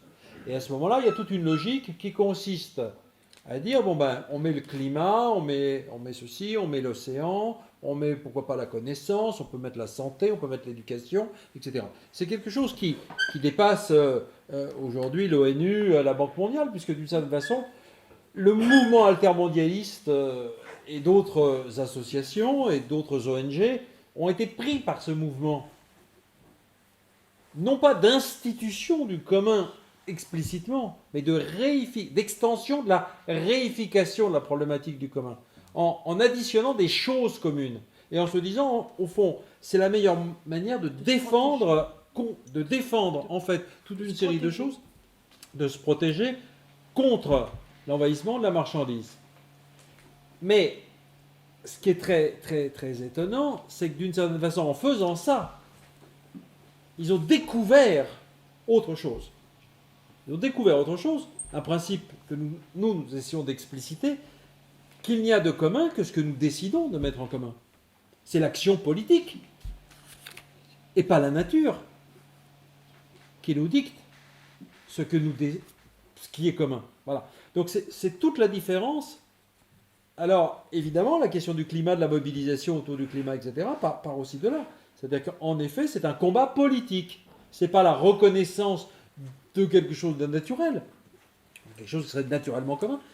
Et je dirais même qu'on pourrait faire la même chose, les mêmes considérations, quant à un autre courant philosophique qui consiste à dire que le commun, c'est ce que nous avons en commun. La condition humaine, en quelque sorte. C'est la condition humaine qui est commune, et donc, à partir de cette considération, ça ferait une politique. Pour nous, c'est précisément quelque chose qui court-circuite la démocratie. Et d'ailleurs, si les heideggeriens et néo-heideggeriens se reconnaissent là-dedans, s'ils assimilent le commun à l'Mitsein, etc., c'est dans une problématique qui n'est précisément pas démocratique. Donc nous, notre considération du commun, c'est un choix politique lui-même que nous faisons, qui est de considérer que le commun est étroitement lié à la démocratie, est inséparable de la démocratie. Alors, décision en commun et outillage du commun, si je puis dire, technique du commun. Alors là, pour nous, c'est une vraie question, parce que nous n'avons pas exploré ce que vous désignez, qui est extrêmement important et intéressant, mais qui se dégage des pratiques précisément. C'est-à-dire qu'il y a tout ce travail de prolongement à faire sur, finalement, comment ça marche, le commun. Nous indiquons un certain nombre de considérations qui portent sur la pratique du commun, que nous appelons la pratique instituante. Pratique instituante, nous le tirons de Castoriadis, mais surtout d'un certain nombre de pratiques dans le monde de la psychiatrie ou de la pédagogie, qui sont appelées psychothérapie institutionnelle ou pédagogie institutionnelle, et qui ont, à notre avis, dès les années 50 et surtout 60, finalement dégagé toute une série de lignes, de techniques, de pratiques, d'interrogations, de questionnements, qui sont pour nous des trésors, des ressources en tout cas, dans lesquelles il faut puiser, et que, justement, tous ceux qui sont dans des pratiques, par exemple des pratiques politiques ou des pratiques syndicales, devraient s'inspirer, ou en tout cas pourraient trouver là des exemples de fonctionnement qui nous semblent intéressants. L'idée est très simple, c'est que, précisément, l'instituer, les règles qu'un groupe s'est données, par lesquelles il est régi, ces règles doivent être toujours l'objet d'une réinterrogation, d'un re-questionnement, etc. En gros, c'est un débat qui est quand même, qui n'est pas seulement philosophique des années 60. C'est une question très, très importante et qui a mobilisé des gens comme Guattari. Je suis un petit peu long, mais c'est quand même un point important pour voir un petit peu le type d'interrogation que enfin le type de choses que qui nous ont intéressés. Au fond, il y a des gens comme Sartre, dans la critique de la raison dialectique, qui pensent que l'institution, c'est, comme il le dit, une dégradation. Dégradation commune, dit-il. Une réification. L'institution est condamnée à la réification, à la pétrification. Et là, pour le coup, puisque vous parlez des périodes, oui, en effet, c'est une période où, en quelque sorte, un certain nombre de penseurs, de théoriciens, je dirais, tirent les leçons, en quelque sorte, malgré eux, du stalinisme. La révolution condamnée toujours à finir dans le parti-État. L'acte d'institution, quelle qu'elle soit, l'acte d'institution révolutionnaire, se termine toujours, finalement, par la réification. Ce qu'un certain nombre de gens font dans ces années 60, 50 et 60 par des pratiques sectorielles, c'est précisément la démonstration que ce n'est pas vrai. Qu'une institution peut rester vivante à condition de se donner finalement un fonctionnement qui consiste à remettre en cause, sans cesse, à remettre en discussion les règles qui régissent le groupe. Donc, et c'est ce que nous appelons donc pratique instituante. Et donc, est pour nous tout à fait central dans ce que vous indiquez là. Alors, la question de la propriété, elle est pour nous effectivement décisive, et c'est juste pour montrer les limites d'un travail qui était le nôtre. Lorsque nous avons écrit La Nouvelle Raison du Monde, nous ne parlions que très peu de la propriété, de l'extension de la logique propriétariste. C'est assez fascinant de relire, enfin pour nous, de relire un travail ancien. C'est que, il nous semble pas faux, mais il nous semble que nous avons donc surtout mis l'accent donc sur la logique de concurrence, le fait que jusque dans le droit public, finalement, le principe de compétitivité devient l'axe clé de toutes les politiques publiques et de toutes les réorganisations institutionnelles. Donc tout ça ne nous semble pas faux. Il suffit d'écouter les discours politiques d'aujourd'hui pour s'en rendre compte. On a mis l'accent sur la question de l'entreprise, mais on n'a pas mis l'accent sur la question de la propriété. Ce sont les mouvements sociaux, si je puis dire. Ce sont les mouvements d'expropriation du logement, etc. Ce sont les appropriations des terres, des semences, de la connaissance, etc. Qui nous ont forcés à remettre l'accent là-dessus. Bon. Encore qu'on l'avait fait sur le terrain de la connaissance. Et donc, la question de la propriété, effectivement, nous apparaît comme quelque chose de central, et nous interrogeons là le passage, sans doute insuffisamment, le passage de la propriété privée à la propriété collective. C'est-à-dire qu'au fond, il y a deux choses. Vous avez cet axe de la démocratie, dont j'ai parlé, qui est au cœur du mouvement socialiste. C'est-à-dire, finalement, une problématique de l'agir commun. Problématique de l'agir commun, de la décision commune, dans l'entreprise, dans toutes les activités de production. Et puis vous avez une logique de la propriété, mais une propriété qui deviendrait collective. Mais il y a une tension, parce que c'est quoi l'entreprise? Si on définit l'entreprise, non pas par ses actifs, non pas par les machines qui y sont, mais si on définit l'entreprise comme une mise en commun, qu'est-ce que c'est que la propriété de la mise en commun des savoirs? La propriété de la mise en commun des idées que l'on a, des efforts que l'on a, du temps que l'on passe. Qu'est-ce que c'est? Les économistes et les juristes aujourd'hui, qui ne sont pas du tout marxistes, se posent aujourd'hui cette question-là. Et se disent, en réalité, l'entreprise, à partir du moment où on la pense comme coopération, elle ne peut pas être définie comme un ensemble de biens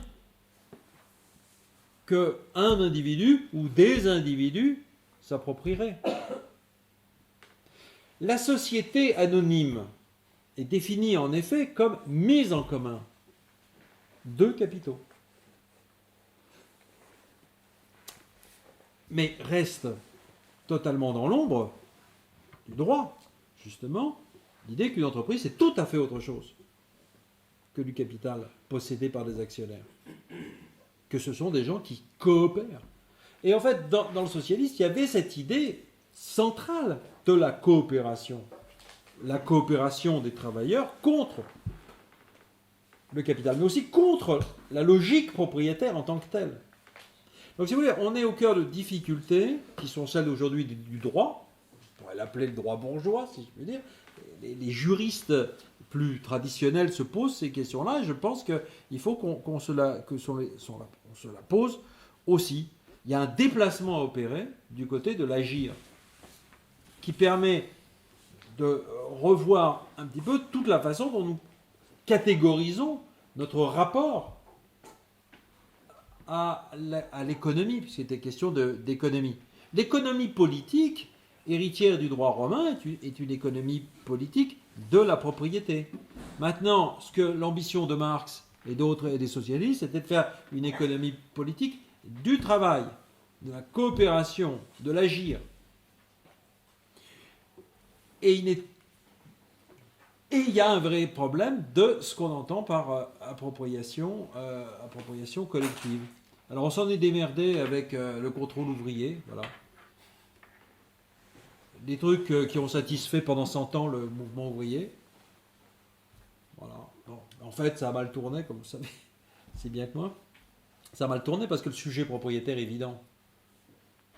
Je veux dire évident, qui réglait le problème, c'était l'État avec des concessions plus ou moins larges de degrés d'autogestion, justement d'autogestion. On les laissait gérer quelque chose, mais finalement restait toujours en suspens cette question de la propriété. Il y a eu des choses un peu plus malines, fin 19e siècle, etc., qui se poursuit jusque dans le programme commun d'ailleurs, mais toujours édulcoré, et puis on en a oublié l'histoire, c'était la forme tripartite. Usagers, enfin travailleurs, usagers, État. Des formules comme ça, mais qui sont des formules toujours assez embarrassées. Donc en fait, pour résoudre le problème, pour nous, il nous semble que la piste à suivre, je dis bien la piste, parce qu'on ne prétend pas avoir résolu le problème. On a situé le problème, on a posé un problème. Mais la piste qui nous semble la plus féconde, c'est la question de l'usage et du droit d'usage. Le droit est organisé aujourd'hui sur le droit de propriété. L'usage, il est précisément défini et déterminé et subordonné à la propriété. L'usus, fructus et jusqu'à l'abusus. Bon. Déplaçons la chose et prenons les choses autrement par une priorité au droit d'usage, le droit d'usage collectif. Et donc, à une définition collective et démocratique des droits d'usage. Et conflictuelle, parce qu'on n'est pas du tout pour une société harmonieuse, transparente, où l'État, en fait, définirait l'ensemble, distribuerait l'ensemble des droits. Non, les droits d'usage seraient, évidemment, dans notre conception, nécessairement déterminés par de la politique. C'est-à-dire par des affrontements, des confrontations, plus exactement, mais aussi des coalitions, de points de vue et d'intérêts. Bon, voilà. Donc ce que nous souhaitons, c'est, à partir de là, vous voyez, une transformation des catégories de pensée liées aux pratiques des zadistes, par exemple. C'est-à-dire, en fait, qu'est-ce qu'ils font quand ils se battent contre l'installation d'un center park à un endroit? Qu'est-ce qu'ils font? Pour quel usage? Ils se battent pour quel type d'usage? D'une forêt, d'une zone humide, etc. Bon. Et ils posent ces questions-là. Ils ne posent pas les questions en termes de droit de propriété. Les zadistes, ils ne veulent pas être propriétaires collectivement de Notre-Dame-des-Landes. Ça, c'est complètement dingue d'arriver avec nos catégories d'appropriation collective. Ça ne marche pas. De la même façon, la ville, la place, Taksim, ça ne marche pas, l'appropriation collective. Non, c'est qu'est-ce qu'on fait de ces endroits. Mais on peut étendre la chose, évidemment, à l'eau, etc. et à toutes les pratiques dont on n'a pas eu le temps de parler. Je voulais juste terminer quand même sur un truc, parce que bon, le Rosa Luxembourg, j'ai pas du tout de réponse. Mais je voulais parler pas de l'Allemagne, mais de l'Italie. L'Italie. Je pense que... Bon, la France est dans une situation très spéciale. On est aujourd'hui, là, on est dans une situation très spéciale. On n'a pas les grands mouvements, Podemos, etc. On n'a pas ces mouvements-là, et on n'a pas non plus les avancées sur le terrain juridico-politique d'autres pays qui sont, je pourrais dire, en avance sur nous. Et si nous avons pu écrire ce bouquin, c'est par le fait même que nous avons été initiés, par ceux que j'ai désignés tout à l'heure, nous avons été en fait initiés à toutes les avancées qui avaient été réalisées sur un autre terrain, sur une autre scène politique. Et je pense que le travail que nous avons à faire, c'est un travail, je dirais, d'assimilation le plus rapide possible de tout ce qui a pu se dire et se faire aujourd'hui. Et notre travail est traduit, enfin le bouquin est traduit en Italie de façon assez étonnante. Il a un succès institutionnel, mais je dis bien institutionnel, il est préfacé par Rodotà, celui qui a failli devenir président de la République italienne. C'est quand même des choses assez étonnantes de penser les différences de contexte. Hein. Tout ça parce que les Italiens, les juristes, les spécialistes de droit public, etc., ont depuis maintenant de nombreuses années essayé de penser autrement, en dépassant l'opposition publique-privée. Je pense qu'il y a un nombre en Italie de livres qui sont intitulés au-delà du public et du privé, considérable. Sur les murs de Rome, des immenses slogans, j'ai pris des photos, ni public ni privé, commun. Je veux dire, il y a des choses comme ça, si vous voulez, qui sont assez étonnantes et qui simplement montrent le développement inégal et combiné, si je puis dire, comme on dit, comme dirait l'autre, je veux dire des formes politiques. Hein. Bon, voilà, c'était... Le perdre de vue quand même, c'est que les nations, la constitution, les lois, c'était au service, on le voit généralement de la bourgeoisie, mais c'est un moindre mal par rapport à ce qui nous arrive. Ce qui nous arrive avec TAFTA, TESA, CETA et tous ces traités-là, avec des tribunaux privés qui peuvent attaquer les États pour enlever le SMIC, la sécurité sociale, absolument tous. Et voilà, ça rejoint ce que vous dites. C'est vraiment, c'est pire que l'esclavage, parce que les esclaves avaient quand même logement et nourriture. Alors que là, avec ce que les gens sont payés, au Portugal, en Espagne, ils ne peuvent même pas se loger. Donc et c'est là, c'est également là. C'est vrai que c'est une époque très curieuse, parce qu'on voit émerger des tas de belles choses, et notamment ça rejoint l'espace en commun, un peu toutes ces nombreux endroits en transition, justement. D'ailleurs, ils ont énergie locale, monnaie locale ou pas de monnaie, du troc parfois, etc. Et en même temps, il y a quand même un autre aspect du capitalisme, un nouveau capitalisme qui est vraiment terrible, quoi. C'est le plein pouvoir des multinationales, le pouvoir juridique qui leur manquait à moitié ne leur manquera plus. Donc c'est une époque vraiment... elle se polarise, très polarisée justement. Le mouvement de transition peut être une troisième voie, mais ces traités-là peuvent attaquer également ce genre d'endroit, puisqu'ils font leur propre agriculture bio avec leurs semences, etc. Donc Monsanto, à travers ces traités, va également se mettre sur ce mouvement, pour ne citer que cet exemple-là. Ce dont je suis convaincu, c'est que c'est pas parce que la propriété devient publique que la société change. Donc ça, c'est clair.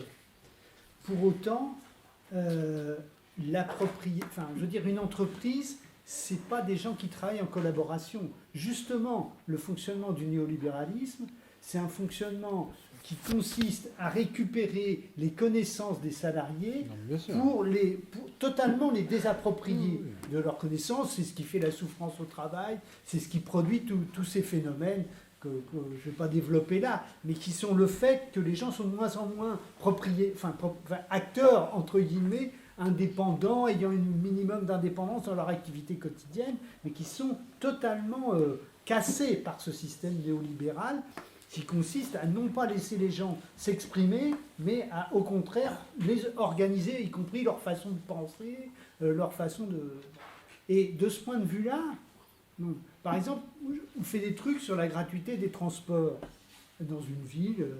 C'est intéressant, parce que ça soulève la question, se déplacer, c'est un besoin humain, il faut donc... Bon. Mais comment tu peux poser la question des transports sans poser le fait que c'est pas comment dirais-je, je sais plus comment ils s'appellent, Veolia qui va t'organiser la gratuité des transports et avec des transports qui ont une certaine cohérence. Donc il y a quand même dans tout ça le fait qu'à des moments, si on veut que les choses changent, il y a des moments de basculement par rapport à ce que disait. Autant je suis d'accord sur l'idée que on ne passe pas de tout à rien, c'est-à-dire qu'on est obligé, par un combat sur le travail, sur les questions politiques, de démocratie, etc., de constituer des groupes, une activité collective qui crée autre chose dans la société capitaliste, qui sont des ferments pour la révolution, mais il y a des moments de basculement. C'est-à-dire qu'il y a des moments où le centre de décision sur les questions centrales, il bascule. Et ça, c'est ça une révolution, globalement. Hein. Il peut y avoir tout un tas d'apports précédents, et je pense que c'est indispensable dans la société néolibérale telle qu'elle existe, les États tels qu'ils fonctionnent, qu'il y ait des espèces de contre-pouvoirs qui peuvent être contradictoires, qui peuvent avoir des avancées, des reculs, mais qui sont des expériences collectives qui créent une autre possibilité. Mais pour que ça change réellement, il faut le basculement. Bon. Avec un autre débat que je voulais poser, c'est que les expériences sectorielles sont des expériences qui peuvent régler des questions sectorielles. Mais par exemple, je vais prendre deux exemples très éloignés, mais qui montrent que on est obligé de poser les questions de la démocratie et d'une autre société à des échelles qui sont incomparablement supérieures à celles du XIXe siècle. Bon. La question de la bagnole dans une société comme on dit. Toutes les villes, toute la vie est structurée par la voiture. Hein, bon. Et changer ça, c'est... là, on n'est plus dans la discussion sectorielle. On est dans la conception globale de la ville. Enfin, bon, voilà. Deuxième exemple, mais qui est complètement macro, qui est la question du climat, par exemple. Hein. On voit bien que la question du climat, on peut chacun essayer de faire le moins de conneries possible, mais enfin, c'est pas ça qui va régler le problème. Et qu'il y a là, des besoins de quelque chose qui dépasse le sectoriel. C'est parce que j'ai le sentiment, du coup, que dans le tableau que vous dressez, en fait, comme chez Marx avec le communisme et le capitalisme, comme chez Castoriadis avec le projet d'autonomie et le projet d'expansion illimitée de la maîtrise rationnelle, chez vous, on a un tableau avec deux forces en fait, sociales et historiques qui se font face, qui sont encore en affrontement, et heureusement pour nous, l'une n'a pas encore emporté sur l'autre. Mais je me demandais, comment dans ce tableau à deux forces, on fait rentrer toute la question des différents... je cherchais comment les appeler, mais des différents néo-fondamentalismes religieux qui se déclinent sous différentes formes. J'entendais, parce que ça change un peu des trois grands monothéismes, mais que en Birmanie, là, c'est des hindous, en tout cas, des gens qui prennent prétexte de l'hindouisme pour massacrer des musulmans.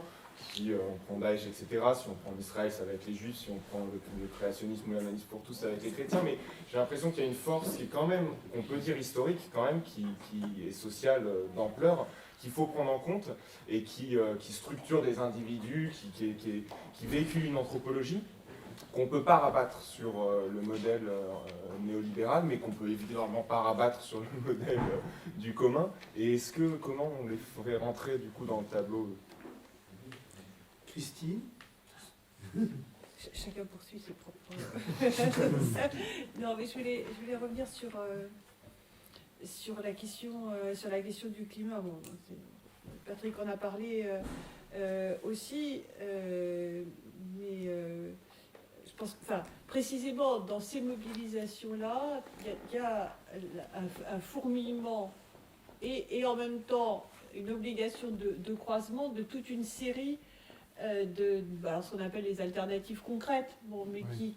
voilà, et qui sont précisément, enfin bon, ce fameux truc de, enfin, c'est pas vrai que du jour au lendemain on n'est rien et on devient tout.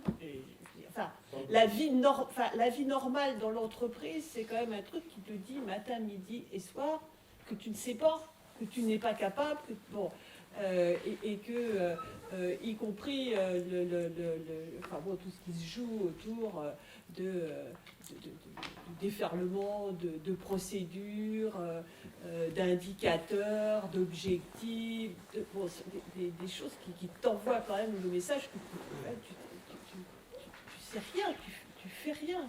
Bon. Et donc récupérer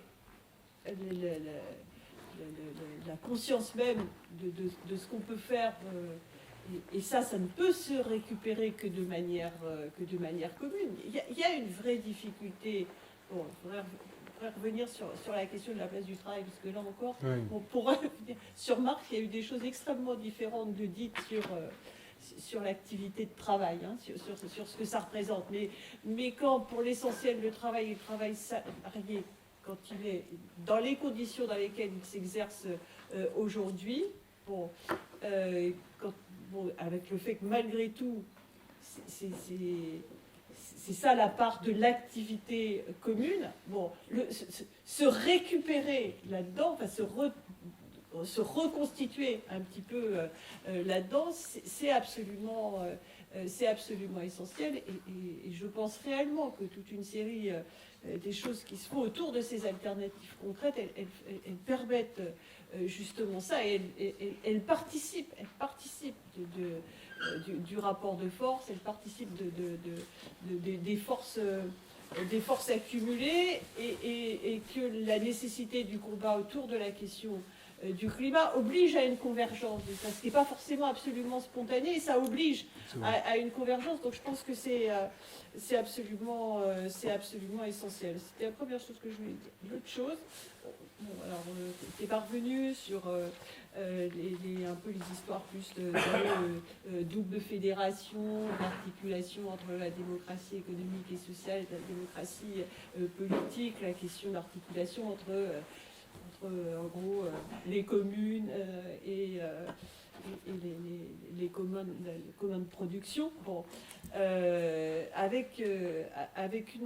il y a une vraie question sur l'articulation autour de ça, c'est que quand même une grande partie de ce qu'on produit aujourd'hui est totalement inutile, voire nuisible. C'est-à-dire que la dimension de force destructive l'emporte depuis quand même après le pas sur, y compris les forces productives. Pour moi, c'est une vraie interrogation par rapport à comment les choses peuvent ou pas s'articuler. Voilà, parce qu'il y a toute une... je dis pas ça parce que moi, l'endroit où je bosse, c'est un des premiers à arrêter, quoi, hein, de tous les points de vue. Donc, en termes de collectif de producteurs, ça va être un peu compliqué. C'est des engrais azotés, c'est juste ce qu'il faut arrêter tout de suite. Hein. Ça, c'est une boutade, mais quand même, voilà. La question de l'État et du travail a été reposée à plusieurs reprises. En effet, comment dire ? Je pense qu'il y a une histoire à faire, dans laquelle d'ailleurs Pierre et moi on s'est remis au travail là-dessus. Une histoire à faire justement ce que nous appelons la nationalisation du socialisme. Comment le socialisme, finalement, dans son histoire, en dépit de ses prétentions internationalistes, finalement, a adopté des modes, le moule national et le moule étatique. Et je pense qu'il y a toute une histoire à faire ou à reprendre, qui a été entamée par Hobsbawm, etc., par des historiens anglais en particulier. Mais enfin, il y a une histoire à reprendre parce qu'elle nous paraît extrêmement importante. Donc cette question de l'État, pour nous préoccupe énormément, mais nous ne sommes pas, si vous voulez, de ceux qui nous débarrassons de la question par des slogans du type abolition, destruction de l'État, etc., dans une tradition que vous connaissez aussi bien que moi. C'est pourquoi il nous a semblé extrêmement important de repartir de la question des services publics. L'entrée que nous prenons, c'est celle des services publics et qui posait déjà à un certain nombre de socialistes de la fin du 19e siècle et du début du 20e siècle un sacré défi. C'est-à-dire que précisément, ils ne pouvaient plus penser l'État simplement sur son mode répressif, mais précisément, ils étaient obligés de le penser en termes d'organisateurs des conditions indispensables de tout développement des forces productives. En particulier, la question des chemins de fer a beaucoup intéressé un certain nombre de gens. Je vous conseille à ce propos le texte méconnu, trop peu connu, de César de Pape, le fondateur du socialisme belge, qui s'appelle L'organisation des services publics, un texte de 1874, comme il aurait dit, qui pose devant l'international cette question-là. Il est de tradition proudhonienne, mais il dit, au fond, la solution proudhonienne du communalisme, de la pensée de la commune, est insuffisante. C'est le premier à penser d'abord en termes d'intercommunalité. Et il pose la question que Patrick pose. Il dit, mais les chemins de fer ne peuvent absolument pas être réglés à l'échelle de la commune. Donc Proudhon, il avait à la fois raison, penser en termes d'autogouvernement local, mais faux, puisqu'il y a aujourd'hui toute une série de choses qui doivent être gouvernées à un autre niveau. Et là, il nous sort quelque chose d'assez étonnant que je ne connaissais pas quand on a écrit le bouquin, mais qui ressemble assez étrangement à ce que nous avons proposé en suivant la lignée proudhonienne. Et il dit, au fond, ce qui importe pour gérer les services publics à une échelle nationale, régionale, nationale et européenne, c'est une fédération des communes. C'est-à-dire qu'il faut penser en articulant fédération des communes et gestion, plutôt gouvernement des services publics. Bon. Je vous indique ça simplement parce que il y a, c'est Daniel Guérin dans son anthologie Ni Dieu ni Maître, qui a été réédité par La Découverte, qui a reproduit des extraits de ce texte, mais vous pouvez le trouver in extenso sur Internet. Je vous le conseille parce que c'est le type même, je pense, de réflexion qui aujourd'hui peut nous servir à penser l'organisation politique à des échelles différentes. Évidemment, il faut aller beaucoup plus loin, en particulier pour le climat. C'est ce que nous essayons de faire. En disant aujourd'hui, la question du climat, entre autres, la finance, la criminalité, les maladies, etc., les épidémies, pose la question, justement, évidemment, d'un autogouvernement mondial. Et donc, d'une organisation fédérative mondiale. Et c'est un chantier du XXIe siècle.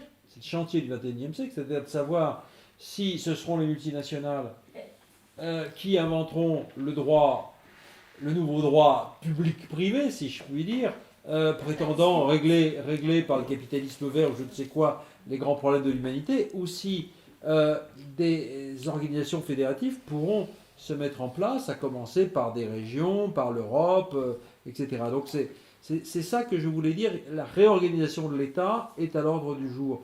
Le travail, alors là c'est un point tout à fait déterminant parce que pour nous, il y a une tentation très très forte, je dirais, dans la gauche de gauche, dans des gauches radicales, dans l'économie sociale et solidaire, chez les négristes, etc., à contourner d'une certaine façon la question du travail soumis au capital. Pourquoi ? Parce que au fond, il semble à beaucoup que cette domination du capital est imparable, irrésistible dans le cadre de l'entreprise et qu'il faut contourner le problème par la création de modes nouveaux d'agir à l'extérieur. Et pour les négristes, la solution magique qu'ils ont trouvée, c'est le fait que le travail cognitif immatériel se développe spontanément aujourd'hui dans les villes, dans la société, etc. Bon. Et donc à l'écart et de façon autonome du capital. Donc le problème est d'emblée résolu d'une certaine façon. L'autonomie du travail immatériel fait que le communisme est déjà là. Bon. Mais pour nous, c'est pas du tout de la régler, puisque précisément, la grande question, c'est de faire en sorte que dans les entreprises, la dimension de l'agir commun, qui est aujourd'hui dominée par le capital, devienne précisément dominante. Et là, le combat est évidemment celui des forces syndicales dans les entreprises, c'est-à-dire des forces extrêmement faibles. Et évidemment, là, nous n'avons pas du tout de recette magique. L'affrontement capital-travail, aujourd'hui, qui est aussi l'affrontement propriété-commun, est quelque chose qui est pour nous central, qui ne peut pas être esquivé. Reste qu'on a tous les travaux de la sociologie du travail, sur lesquels nous nous appuyons, pour faire valoir précisément, je dirais, des pistes au moins, de reprise en main par les travailleurs de leur propre activité. Je dirais même comme condition d'un niveau de productivité qui risquerait de décroître s'il n'y avait pas ces éléments de mobilisation de la ressource humaine, etc. Même du point de vue du management, je veux dire, la question du commun est une question qui les hante. Faut bien savoir qu'il y a... Enfin, j'ai pas le temps de développer, mais le capital n'est pas con. Non, mais je dis ça parce que il y en a beaucoup qui croient que le capital est con. Il n'est pas con, il est hyper intelligent. C'est-à-dire que la problématique du capital, c'est évidemment d'exploiter depuis le début, Marx l'a super bien montré, je veux dire, la force collective. Ça, c'est l'expression de Proudhon. Exploiter la force collective en organisant la coopération. Coopération dominée et orchestrée par le capital. Mais aujourd'hui, ça prend des formes tout à fait nouvelles. Par exemple, et qui sont extrêmement intéressantes, grâce aux outils numériques, c'est la mobilisation des consommateurs. Le consommateur actif, qui va donner des idées, qui va inventer, qui va participer à l'élaboration ou à la correction du produit. C'est toutes les formes donc de wiki, du wiki management en quelque sorte, qui est fondé sur la collaboration, non seulement des collaborateurs, comme on dit, de l'entreprise, mais aussi donc des consommateurs. Donc il y a un management, il y a des théories du management qui aujourd'hui sont très puissantes et qui disent que les sources de profit, c'est comme ça que c'est écrit, hein, les nouvelles sources de profit, les nouveaux gisements de profit, c'est le commun. Et ils le disent comme ça. Donc si vous voulez, c'est pour vous montrer que le commun, c'est pas une solution, c'est plutôt un terrain de lutte. Parce que aujourd'hui, toutes les formes de coopération sur les réseaux sociaux, les formes de mise en commun, donnent lieu à engendre des profits et une accumulation du capital foudroyants, qu'on n'avait pas vu depuis des phénomènes extraordinaires dans la railway mania du milieu du 19e siècle.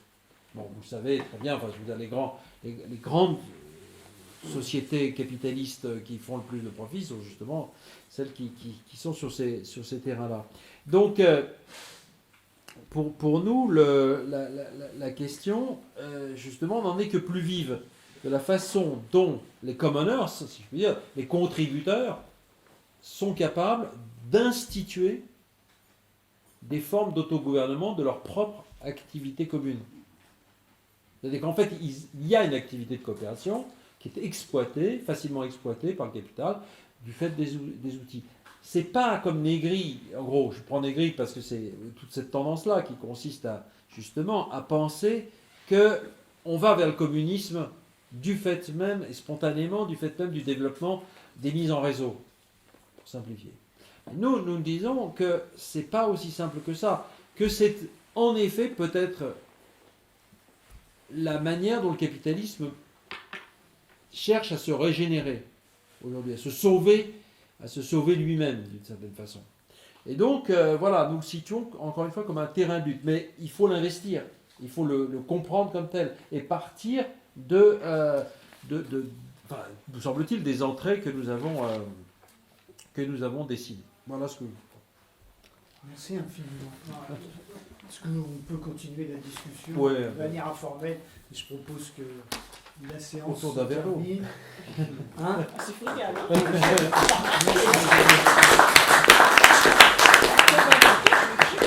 qu'il allait dire